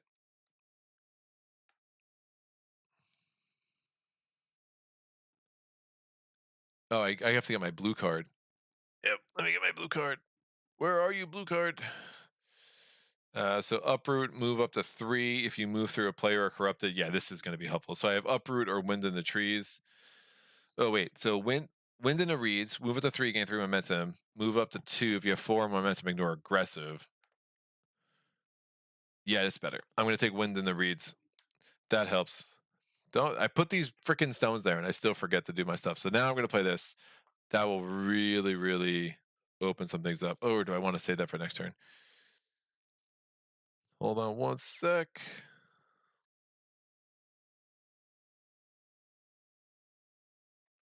All right, ID Jester, that looks cool. Looking on Amazon, you can get this plus an expansion. I'm gonna have to pick it up. Yeah, I do have the expansion. Haven't added the content yet, but it does add like 4 more characters. The expansion box is the better box. It fits everything. The base game box will not fit the expansion, but the expansion box will fit the base game. That happened twice. Like Resident Evil is the same way. The expansion box for City of Ruins fits everything, but the other way around doesn't work. At least the way I store things. Does that make sense? I mean, it's just crazy. Oh, stupid. The Painted Duke's going to attack me. Man, that Painted Duke is creating all sorts of problems for me. Because he's just range 2 of everything I want to do. I think...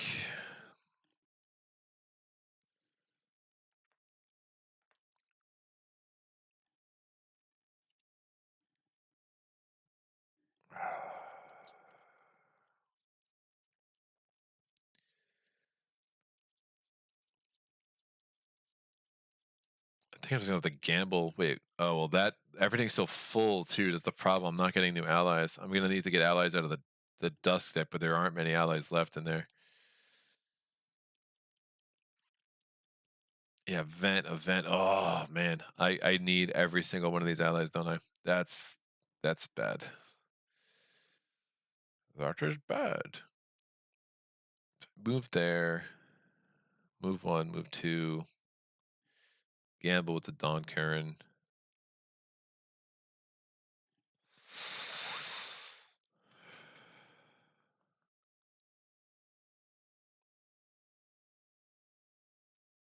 Lunar Ridge.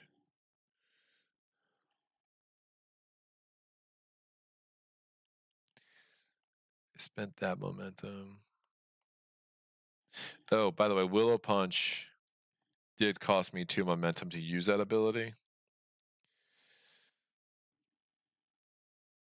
was at 5. I spent 1 for that. Yeah, this cost me 2 momentum to use that. So almost forgot that. Man, I am in a bad pickle right now.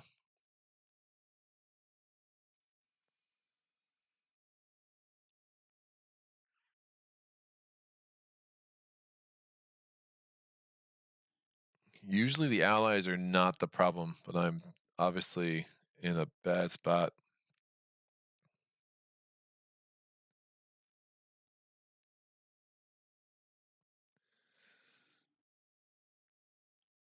Yeah, I'll play modal movements. Right, I ignored dangerous last turn, so yeah, that was definitely in my hand. That lets me move 1. I'm just gonna move 1 to there and gain 2 momentum, which gets me back to 4. That makes a lot more sense since I remembered I had to spend the 2 for Willow Punch. We're gonna go to the... I get +1 damage there. We're gonna get attacked by the Herald of the Stag. I'm going to ignore that damage and get a momentum. So we're down to 2 charges left there. We're gonna roll for the Corrupted turn. It's a 3. I take 3 damage. It gets me down to 6. I'm at 6, so it got me down to 3. I'm going to get down to 4. I'm going to do another charge there. I lose the momentum, but obviously I want to really protect my health because that's quickly dissipating. And now we do the dusk turn. So I roll Oakenmore 5. Oakenmore is full, so I have to re-roll for the world. Lunar Ridge. Lunar Ridge is full. Oppenheim is full. Lunar Ridge is full. Bayou is not full. So we get a Dusk card. Be an ally. It is not. It is a Sky Barrion. When this monster enters Hara, all players gain 1 blue energy. We're going to roll again. It is a Retchy Waste 3. A Retchy Waste is full. Oppenheim is full. Lunar Ridge is full. Bayou 3 is full, but this will go into Bayou 1. It's a minor blue rift. All right, so now we go to my dusk turn. Oh, this goes on board, in hand, on board.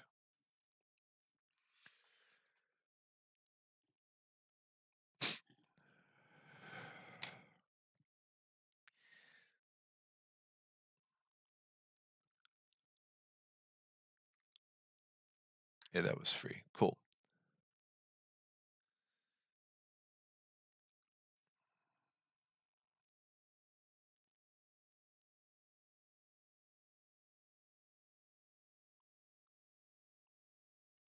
Oh, that was free because I had 4 momentum. Then I spent 2, and I got a bunch back as an Iron Oak. All right, so this is on board. So I'm going to choose a player, including myself. I'm going to spend a momentum to make this free. It gets me down to 4. I gain a health, and I can move 1 space. While I'm here, I'm going to use this ally ability on the Herald of the Stag. That gives me 4 allies. I gain 2 health, and I gain 1 spirit.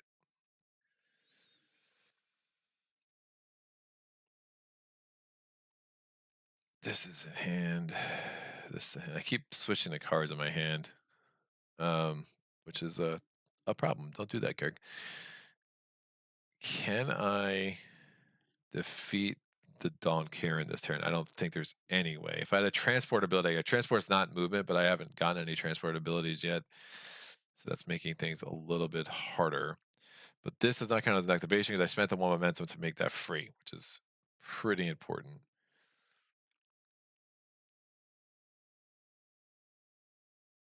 Three. Do I have a ranged attack? I do. 2. Oh, I think I can pull this off. This would be magical if I can. All right, so move up to 3, gain 3 momentum. So 1, 2, 3. So I'm maxed out at 5. That's my first real activation.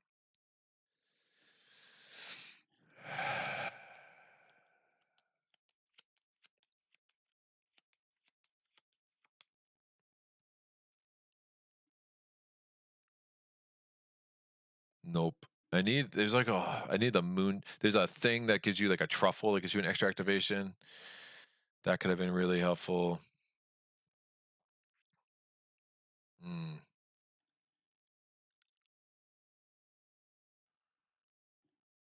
I might as well just kill this dude while I'm here. It's fine. I'm definitely going to be at the luck of the World Shift deck, so I don't love it, but it is what it is. I am going to move up to 1. This goes here.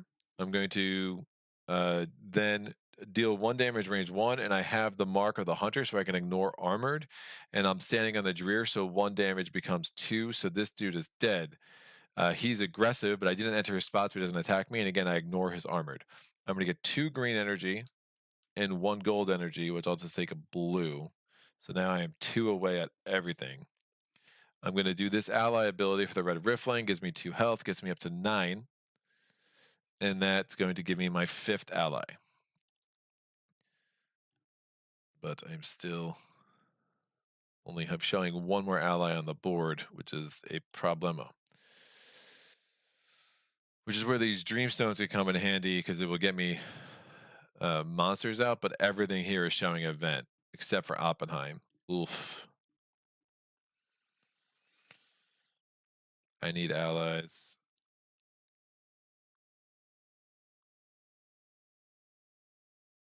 While I was there, let me have done the Dreamstone. So we're kind of going back in time. Is it an ally? It is not. It is Kizaru, special loot. You can steal a spear from 1 player. That's fine. He doesn't have aggressive or anything, so he didn't attack me. So everything else played out the way it was supposed to. That was free. That was 1 activation. That was 2 activations. I have 1 more activation. Mercury Merc's at range 1. I can only use 1 Dreamstone a turn. Probably should have used it on this event. I'm just gambling to try to get some allies.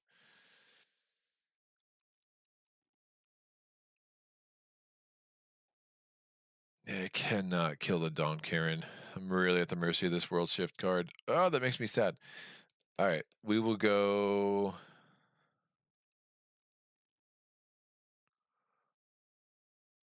Dangerous. Yeah, none of this matters. Can I move 2? That would get a monster out. I think that makes the most sense. I'm going to move 2. Gain of momentum already maxed out. I can ignore dangerous the rest of the turn. I go 1, 2. I'm going to do this gold rift. I get 1 gold energy. Which I will take on the green. Nope. I'll take on the, what's the least likely thing for me to get? I'll take on the blue. And then I'm going to be able to roll. So this is like an optional thing. It doesn't count as an activation, but I'm out of activations for the turn. I rolled a 4. I could spend 4 spirit now to get a red, a green, a blue, and a gold. I think that makes some sense. So I spend 4 on my spirit. I'm down to 3. And I'm going to get a red energy, a blue energy, which maxes me out there, a green energy, and I will take the gold energy to max me out there, which gives me my ultimate ability for probably the final time this game. That will also allow a monster to come out, hopefully as an ally. We go to the end. Anything within range will attack me. Titus is going to attack me because it has range 1. It's got a critical. Super interesting. So it's doing 2 damage. I'm reducing that to 1 damage. This now has no more charges on it, so I can pick that up for free. So I get 1 damage. We're going to roll to see if it's critical. It is critical. I must take +1 more damage, and I must move 1. Don't love that. I will move 1 here. Thanks, Titus, you jerk. If I moved onto him, he would just attack me, and I don't need that. I don't need that in my life right now. Oh, but shoot.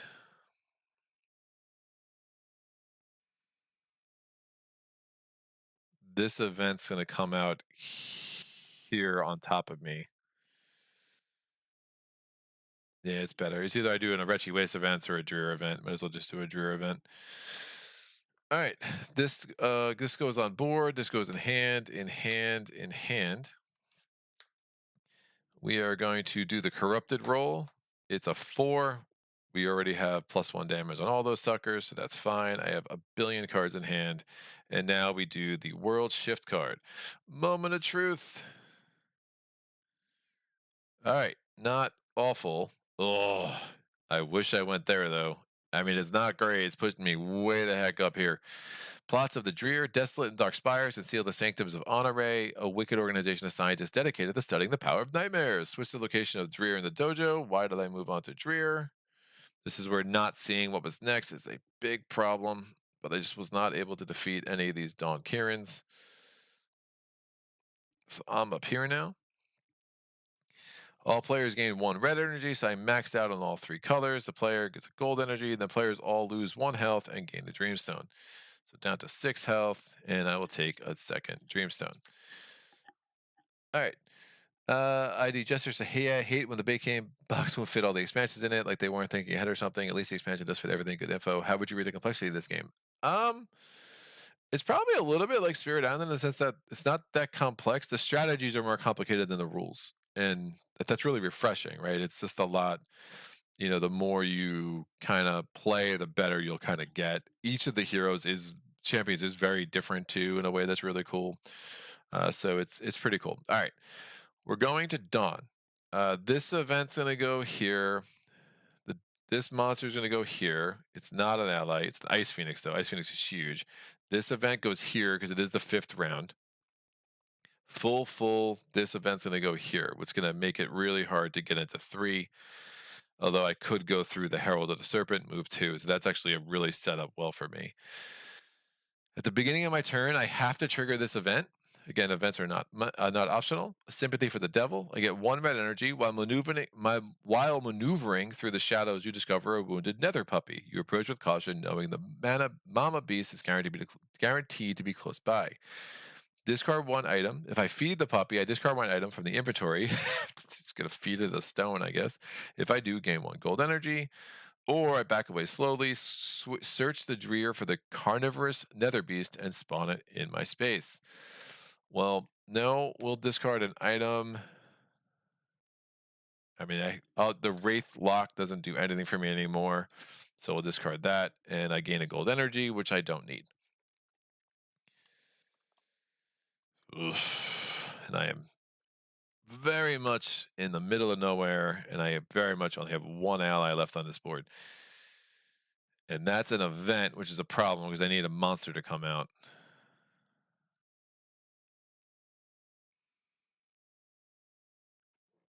monster. I think I just have to hope that's an ally.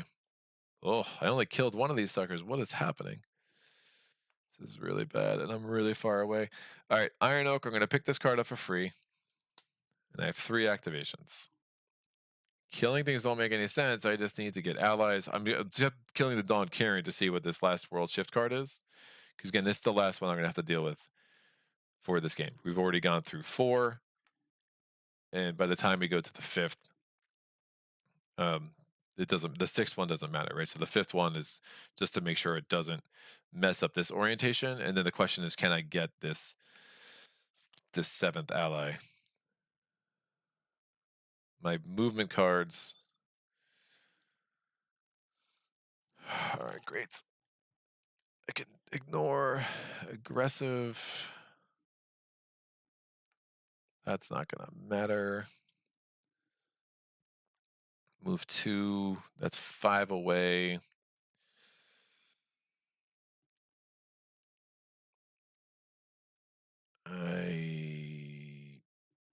Move 3 is there.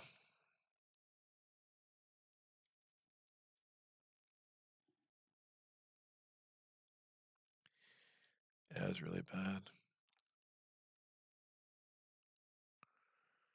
I mean, Dusk could be events, or it could be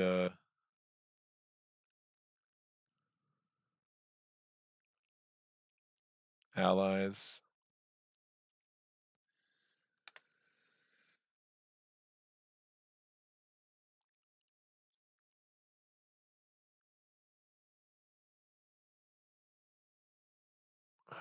Man, the Painted Duke is still looming large. So bad. Why do you hate me? Oh, I need an ally. Just never had any come out. It's really bad.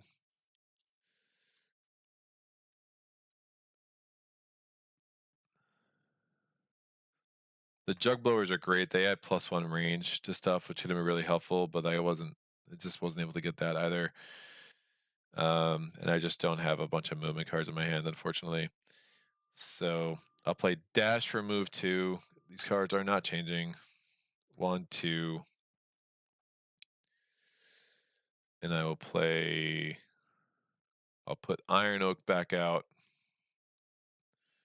That's going to have 4 charges on it. And I will play the Wind in the Reeds for move 2. And that will get me here.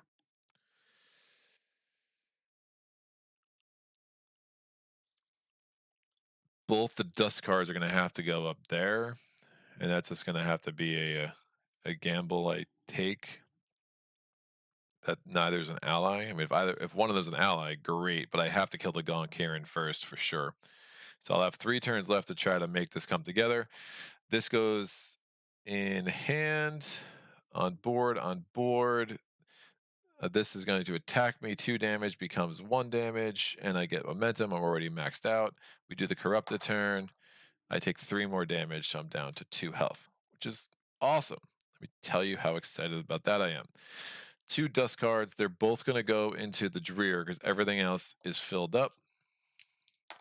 So it's going to go in spot 5. I don't need to roll the world die. So 5 is a Rift, and 2 is full. So we put it in 3. It's a Dusk Current. So no allies there. We go back to my turn. So we're day 5 Dusk. I'm going to move.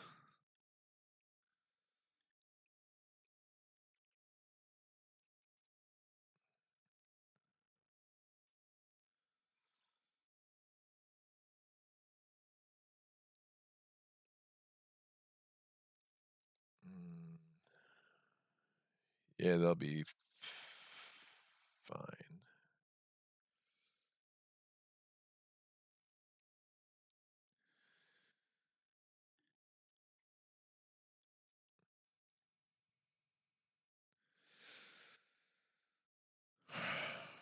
Rough.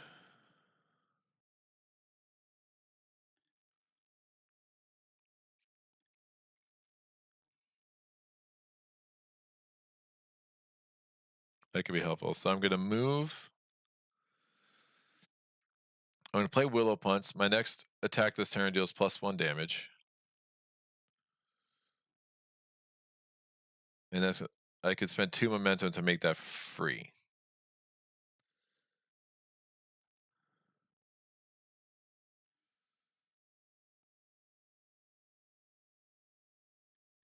Sure.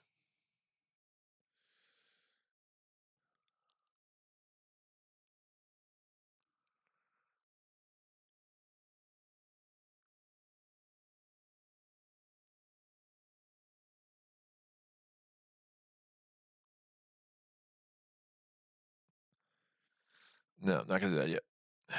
I'm not gonna do that yet. I'm gonna move.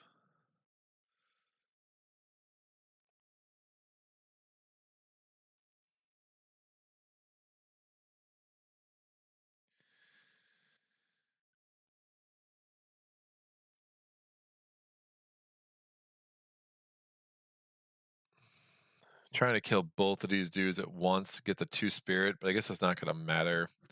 This dude's gonna transport me to the dojo, which is a big problem. So I probably should do that ally ability first, as I'm thinking about this.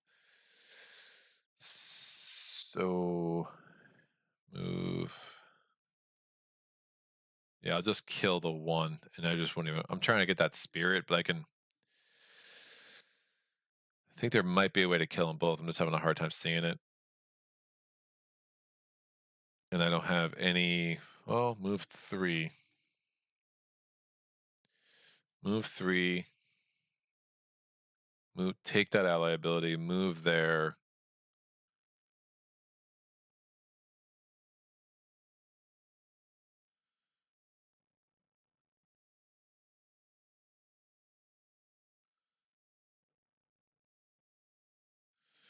Let me try it this way. Move 3. Max out of momentum. I'm going to take this ally ability. It's 6 allies. I move 2. I'm going to move here.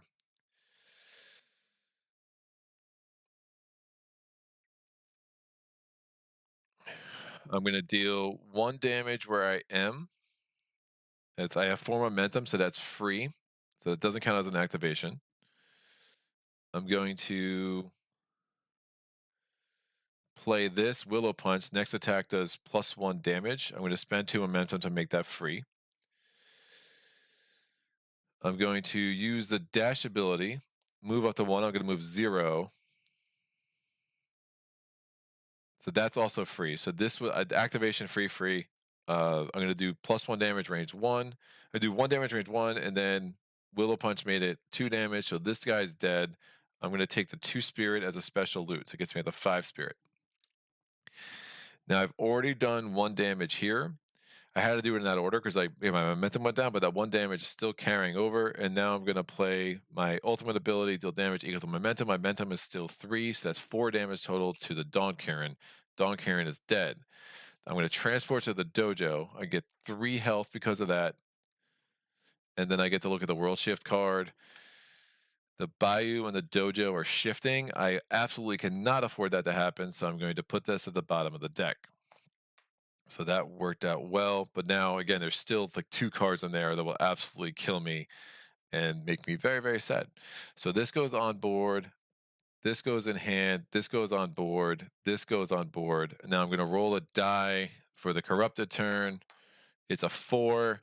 No effect. And now we do the World Shift card. Please do not move Oakenmore or the Bayou. Yes, good. Water is a delicate subject on this world. It's been the genesis of great societies and the cause of their untimely destruction. Hara's unique geography makes the sources few and far in between, and what little there is has been the catalyst for great strife. I can't help but wonder what's the future hold for the waters of Earth. Thomas's log. Switch the location of Lunar Ridge and the dojo. I need an ally, and I'm so far away from where I need to be again. This is fine. It could have been, obviously, if it switched Bayou or Oakenmore, I was toast my ghost, so this was way better. And then, Then the player to least total energy. So I can roll a die. Is it worth spending spirit on this? Probably not, because I'm going to be going through some of these events. So I'm just going to roll. And if I fail, I take 2 damage. And 2 damage would become 1, and I get a momentum back, so it's not the worst thing. I rolled a 4, so 2 damage becomes 1. I get a momentum. I have 2 uses left on Iron Oak, and that's fine. That will go up there. So the only way I'm winning this right now is somehow in the next 2 turns, I need to find an ally, and I need to end there. At dawn in day 6, this event's going to go in here. This event's going to go 6 is full. We're going 2. Full, full, full, full. Blah. I'm going to move here. 1, 2. I'm going to spend this Dreamstone to take this off the deck and hope it's an ally. It is not. It is the Dream Hunter, who is absolutely pointless.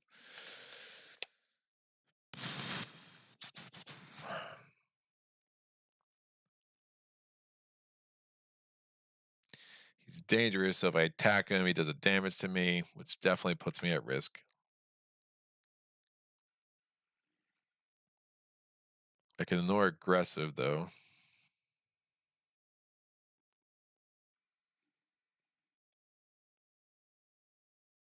Yeah, I don't think this is meant to be, kids.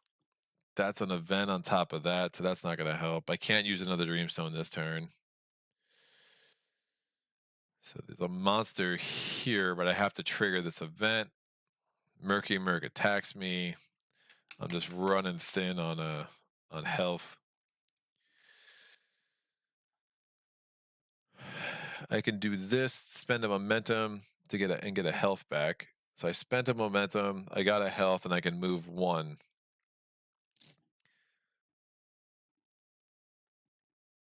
I'll move here. That was free because I spent the momentum. Dash was the move I just did, right? Yeah, I had to get there. So that was my first activation. That was free. I have 2 more activations.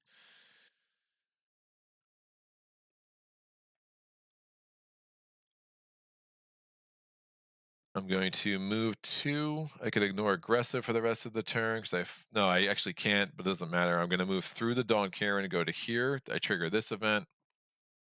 I get 2 blue energy. Lost in the Monshroom jungle, the trail has appeared into the fog, and you become hopelessly lost among the Monshroom stalks.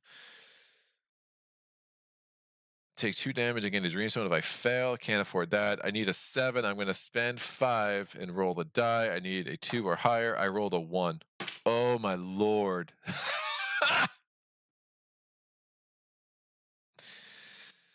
I don't know what that item is, but if this is going to be like take an ally, I'm going to be so mad. You said 1 charge return to pick up without activating. No, but I did not want to take damage, but I spent 5. I needed a 2 or higher, and I rolled a 1. I'm going to take 1 damage instead of 2, and I get a momentum back. I have 1 use left on the Iron Oak. That was garbage.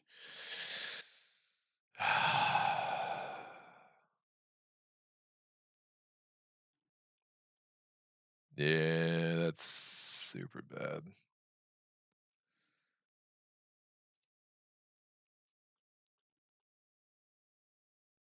Oh, that was so bad.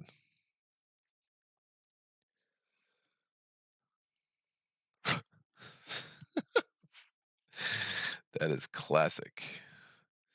Classic Greg right there.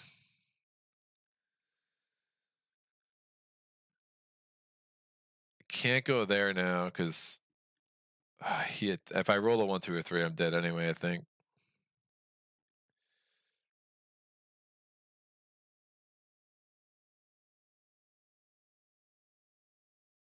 I'm ignoring aggressive. I'm not ignoring dangerous.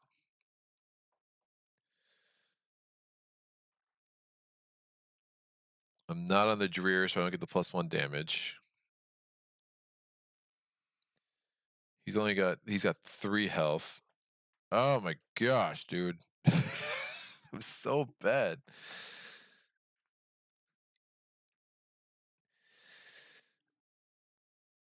Yeah. I have nothing else that allows me to do damage. If I could kill the Ice Phoenix, it's fine, because then I could put myself in a place where I can't die, but I don't even have 3 damage ability.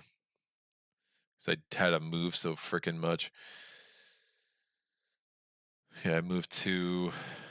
Yeah, I'm just trying to chase allies. Man, if I had that 7th ally, this would have been a cakewalk. Think I just have to hope I don't roll a 1, 2, or 3.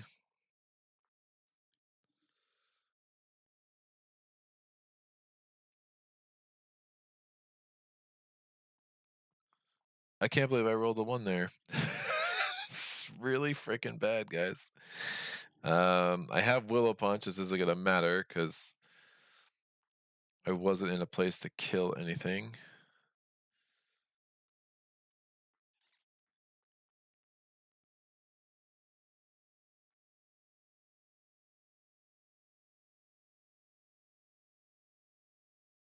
And I don't have any move 2s. I only have a move 1.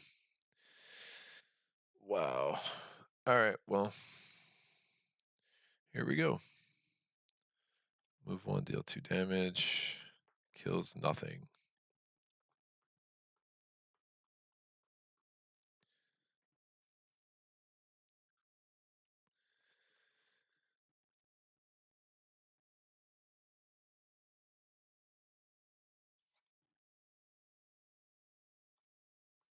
I think I stay where I am.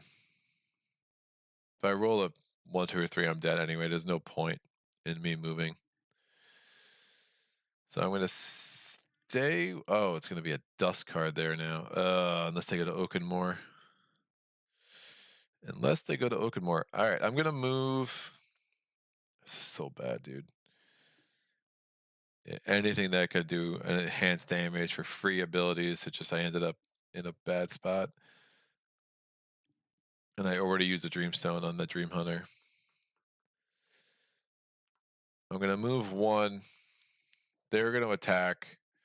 I'm gonna take 1 damage instead of 2. That's now out. When I enter there, I lose a spirit. I had no spirit to lose, but I gain a momentum on max momentum. Corrupt a turn 1, 2, or 3, and I am dead. Oh, it's a 5. Still alive. Still alive, kids. This goes in hand. That's on board. This is in hand. This stays on board. I'm going to now get what? I'm going to do the dust turn, rolling 2 dice. Bayou 6. Bayou is full. Oppenheim is full. Oppenheim is full. Bayou is full. So Oakenmore or Lunar Ridge is what I'm looking for. Lunar Ridge. So we get a Dust Card here as an ally. It is not an ally. That's not great. We're going to roll again. Oakenmore. 5. 5 is full. Let's go to here. Oh, it's freaking Ancient Hara, who is like the boss from the boss from the Dust deck, which is the opposite of an ally. Well, here goes nothing. I am going to deal 4 damage, spend 2 momentum to do it. That's going to kill this dude. Dangerous triggers. It's going to do 2 damage to me, but I'm still alive. And I get item 9, which means if I die, I can actually reset myself in spirit and health, but it's not going to matter. So the Ice Phoenix down. Discard if you would be defeated. You may discard this card to return your spawn values for health and spirit instead. Caleb is that Rodu? And Caleb, you can't tell me that the frog left isn't from the Rotu. It might be from the Rotu. I don't know what that is, but sounds good to me. I'm gonna discard this Dreamstone and hope to get super lucky, but I don't even know if it's gonna matter. I don't have enough activations left. Is it an ally? It is not. It is the Tumult Tide Shaman. It's aggressive, so as soon as it enters my spot, it's going to attack me. That would kill me, but I can spend the Ice Phoenix down to reset to 8 and 6 instead. So It's, it's fine, but it does mean that I don't have a chance. I can get to 3. I'm just not going to have the health, the ally, and I can't use another Dreamstone, so it just doesn't matter. I can. I still have 2 activations though.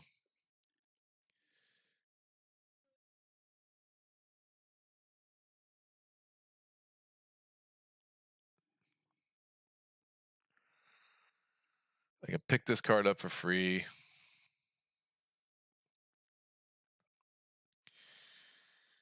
I can kill the jug blowers for kicks, but not going to matter. But I can move 1, gain 2 momentum. So I'm at the 5. I'll move here. This event will trigger. I get 1 red energy. It's a day of celebration. Ponder if the unsightly and his wife just had a baby. When asked to comment the darling newborn, you can't help but choose 1. You can throw up later when no one is watching, or take 3 damage and gain 2 green energy. I will throw up, because why not? I wonder if I still had that Dreamstone and I spent it now. Not an ally, it's another Bass Hunter. That's so sad, because now I can move 1, do 2 damage. I can kill the Jug Blower, so I'm on 3. I have 6 allies. I would get 1 green energy. I get item 11. That's crazy. I've never seen only 1 ally come out of those decks. Equipment, your attacks with a single target gain +1 range. That's a huge ability. So that would have been helpful. But those are my 3 activations. And, I survived. I guess there's that. Nothing else. Nothing's in range to attack me. I would do the corrupted turn. It's a 6, so I could gain a gold energy and move 1. It's the first time I rolled a 6 all day. We go to the world shift turn. We're actually all the way here. Sorry about that. I have been negligent in moving that around appropriately. But the world shift card, it doesn't matter. We're shifting the Oppenheim and Dojo. So we still have everything in place where we needed it. It wasn't meant to be. But where are my allies? Ally. No. The allies are all buried. They're all buried. Oh, there was 1 at the bottom of that deck. The problem is, too, everything got clogged up so much. An ally second from the bottom of this deck. Oh, the next card off here. Oh, that's so bad. The Monsoon Walker was right here. So if these were switched, I get that ally, I get the Monsoon Truffle, gives me an extra activation ability, which would have been huge. So yeah, I use those Dreamstones a lot more than I normally did. Just really trying to dig for those that 7th ally. So that was definitely an interesting playthrough. I mean, I took a lot longer than it normally would. You can definitely play this a little bit quicker, but just kind of the situation I ended up in, we had to think through some things and just try to figure it out. But it's a great game, and I really like it. I wish it got more support, as I said when we started this thing, but you can kind of see, just kind of how unique each of the characters are, how unique the abilities are, and how like you kind of always have a way to make it work, but it's not always the most forthcoming, for sure. Sages says, well, another mainstream game on this channel, I see. Sages said, how you all doing? I am past 5 games of Ark Nova today. Maybe we'll play another couple before I drop dead tired. You played 5 games of Ark Nova? That's crazy. I'm assuming solo. That game's way too long non-solo. Although I did play my first game of a 2-handed. I played 3-handed a bunch. I played 4-handed a bunch. I played 4 or 5 times each. I played my first game of it 2-handed, and I really liked it. I think it was probably my favorite player account. I just find that game drags a little bit when it's more than 2, but it's a good one, man. I mean, it's definitely made me want to play Terraforming Mars a lot less. So that's a thing.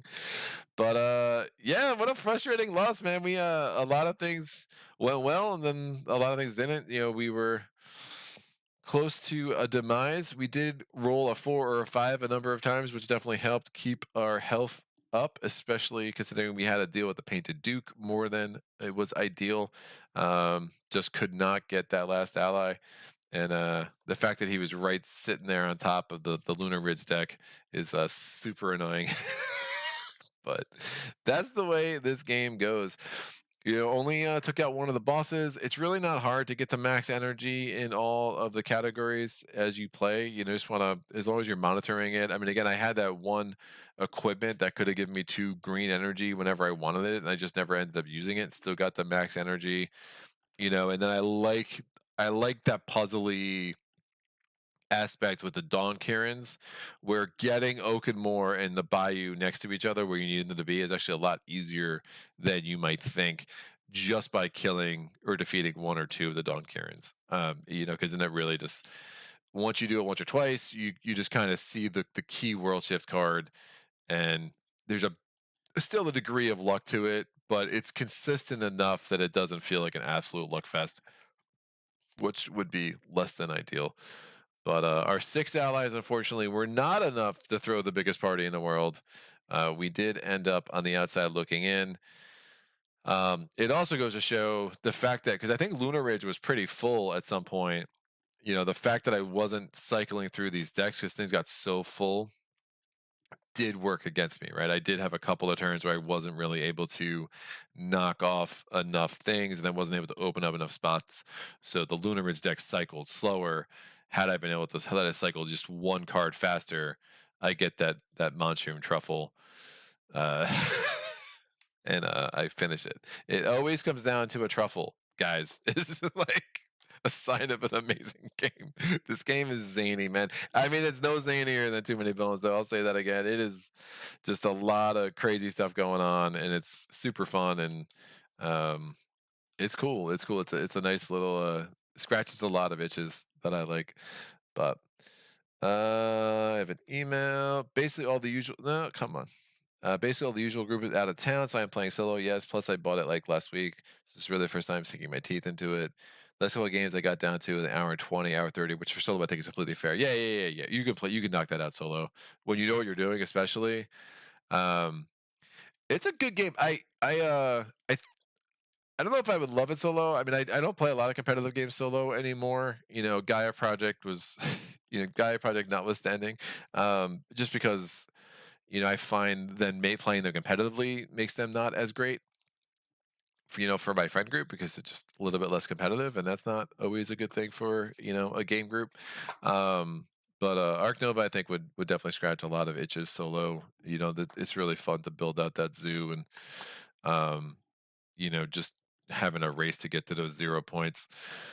But again, that's an awkward thing. But I don't know why they felt the need to do that. I mean, I guess thematically it makes more sense, but like in practice, it's like really weird to play a 2-hour game and end up with 4 points, and somehow that's success. Like, don't really like that. But last game I played, I had some crazy research strategy that just really came to get for me early. I was at the bottom of the reputation track, like in like the third round, something stupid, like third or fourth round, and I crushed. I ended up with like 30 something points. But that was an unusual game for me. Normally I'll be in the 15 to 25 range. And then definitely I'll still have those games where things miss and don't come together, and somebody ends the game quicker than you want it to, and all of a sudden you're sitting there with negative 4 points. I do wish to, like, I find the end game really abrupt in Arc Nova. I kind of wish they did the mechanic where it's like once endgame was triggered, like everyone had like, because like some games will do the thing where you have like everyone has 2 rounds except for the person who triggered it. They have one more turn, because I feel like sometimes that end can come out of nowhere, and you're like, I really need 2 turns to even feel like I completed anything. I mean, not even like a win loss, just having a satisfying experience with the game. So you could just as well add up your 2 scores to determine the winner based on the total, same kind of thing. Yeah, I get it. It's the same thing. Sag is absolutely right. It just feels different, right? And I think if you're gonna be like a friendly to gamers, like just make the rule, just add up your score. Like that's why I think the arbitrariness of them doing this attraction thing is like just a strange choice. It just feels like something I'm sticking it to the player. Like I don't think a lot of, maybe I'm weird, but I think a lot of players would prefer a game where they score 90 and lose than they do when they score 8 and win. But maybe that's just me. Um, you know. One day I will design games and I'll have, more to say about it, but that day is very, very not very much not today. So, I mean, obviously it's a hugely successful game for a lot of good reasons. It has a lot of good things that it does. But oh, this was fun. I am sad to have lost it, but by the way, I think I pointed this out in the video. This is the alternate side of these boards, and it's a lot. There's a lot going on. The artwork is very cool. I find it a little bit too busy during actual gameplay, so I tend to just stick with the more muted sides. But the artwork is it's a s it's almost Madara level eye candy, right? Which makes sense. It's still kind of in that anime world and whatnot, but the eye candy here is pretty remarkable. It's just a beautiful, beautiful game. It doesn't have like the crazy little treatments on the terrain that Madara has and stuff like that, but it's really, really nuts. Um, so we'll see. But yeah, there's obviously I'll try to work my way through the solo scenarios. It's going to take a while. This is not a game I'm going to feature very often. I understand it's very, very niche, but it is a game that I will be putting on the channel every 2-3 months or so as I kind of work my way through the solo characters and keep exploring everything that's in this game. It is, it's one of my top 10 games for an absolute reason. Probably maybe the least well-known game in my top 24. Like, I don't have a lot of like niche games out of nowhere. I mean, this is definitely one of the exceptions rather than the rules as far as where this game sits for me relative to like how much people talk about it. But some bonus maze night, quick lost relic could fit in easily. Yeah. That's not happening. Not today. We'll be back to Maze Night next week. I'm not sure what I'm doing just yet. I know I'm doing a Too Many Bones on Tuesday.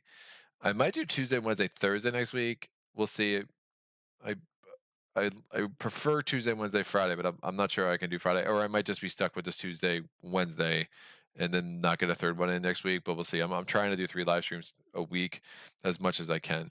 But fun fact: I have seen one random copy of this for sale around here. Cannot imagine there are more than 10 copies in the whole country. Yeah, I mean it's available for not that much on Amazon. I picked up this and the expansion for pretty cheap relative um at a math trade back at PAX Unplugged last year, and was very, very happy with that transaction for sure. It was just something that caught my eye, and wasn't looking to invest in it a lot, and found a fair price and ended up loving it. And I'm kind of the same with Zeds, right? Zeds was on my radar for a while thanks to some subscribers, and I mean, X Huntinator X always comes up for that, and basically finally got at a price that looked reasonable to me, and I was like, oh, this game's great. Like, I absolutely love this game.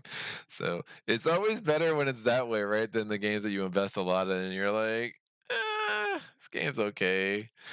It's not all that great, but yeah, it's kind of the world we live in, right? Where can't we won't always know until you have it and you explore it and you play a bunch with it. So, but yeah, I would always recommend this game for peeps. I mean, it's especially for anyone like they kind of want a little bit of like a Mage Nighty experience where you're trying to puzzle together some card play. And then you have like the deterministic combat to go along with it.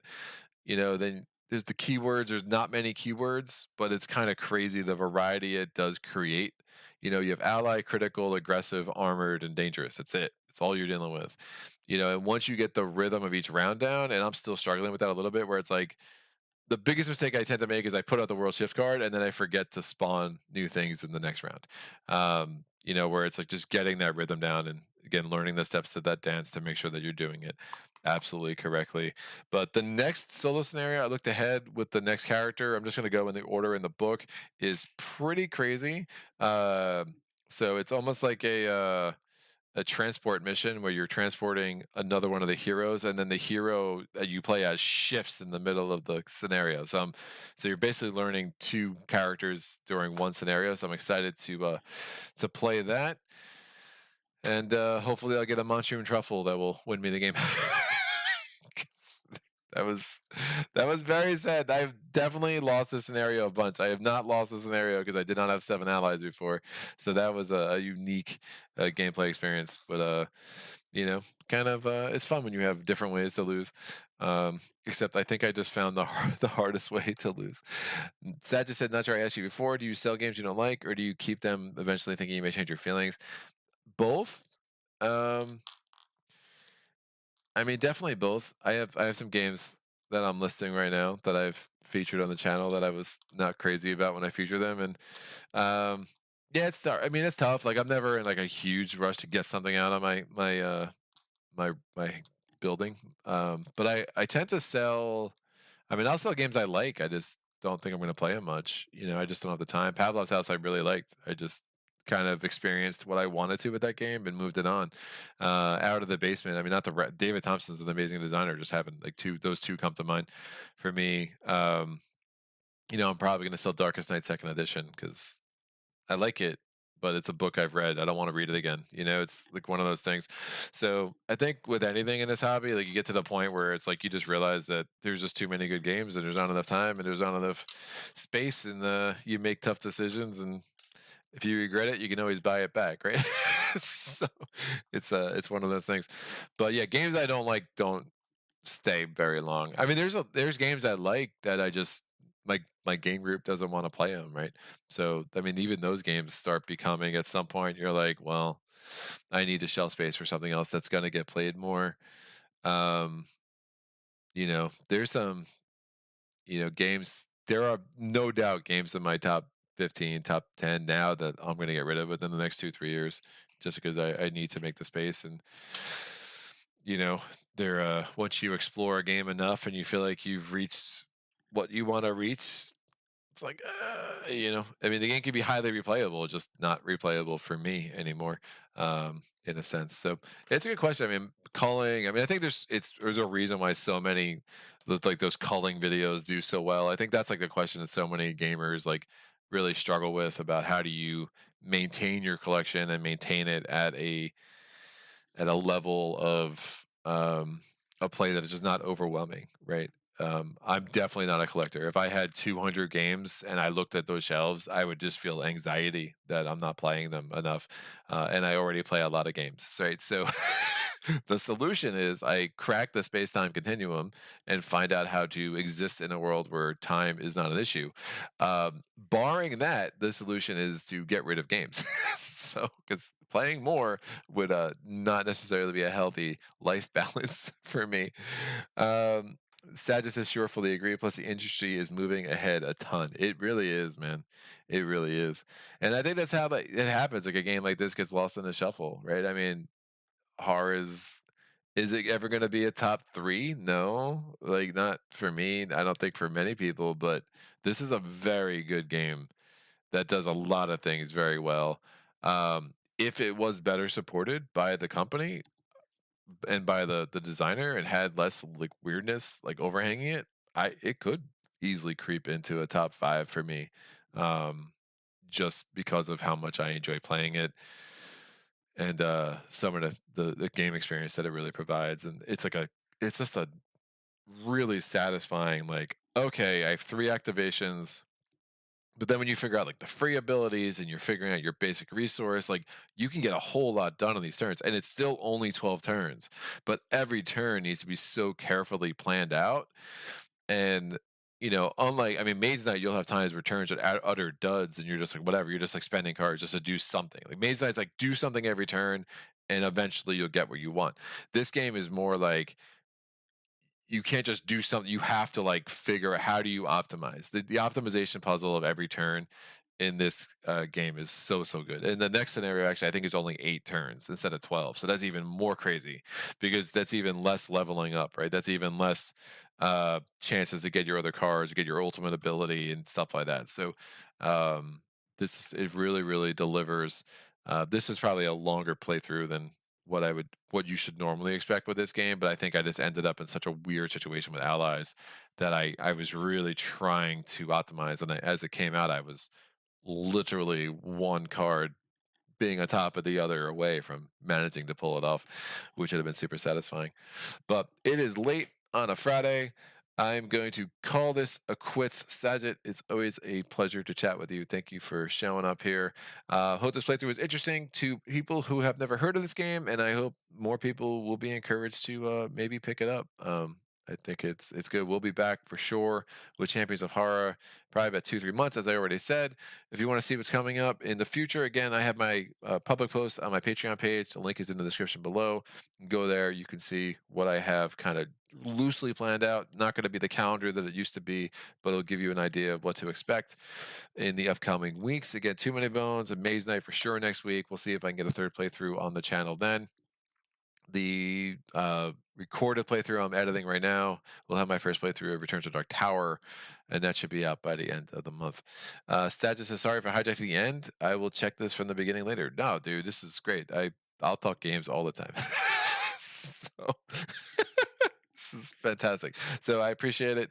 Definitely no apology necessary. And that's it. I don't know. I got nothing else. It's Friday. I'm burned. I'm burned out. I'm tired. But Leaf, my Leaf is going to put his tree self back in the box and think about, why he doesn't have more friends. And, I will go hang out with some of my friends because I got a big weekend of board gaming this week. I'm playing TI4 tomorrow with 4 friends, and I'm super, super excited. Sajid says, my pleasure, dear sir. My pleasure as well. That's a great place to stop. On that note, thanks for joining me, and until next time, happy gaming.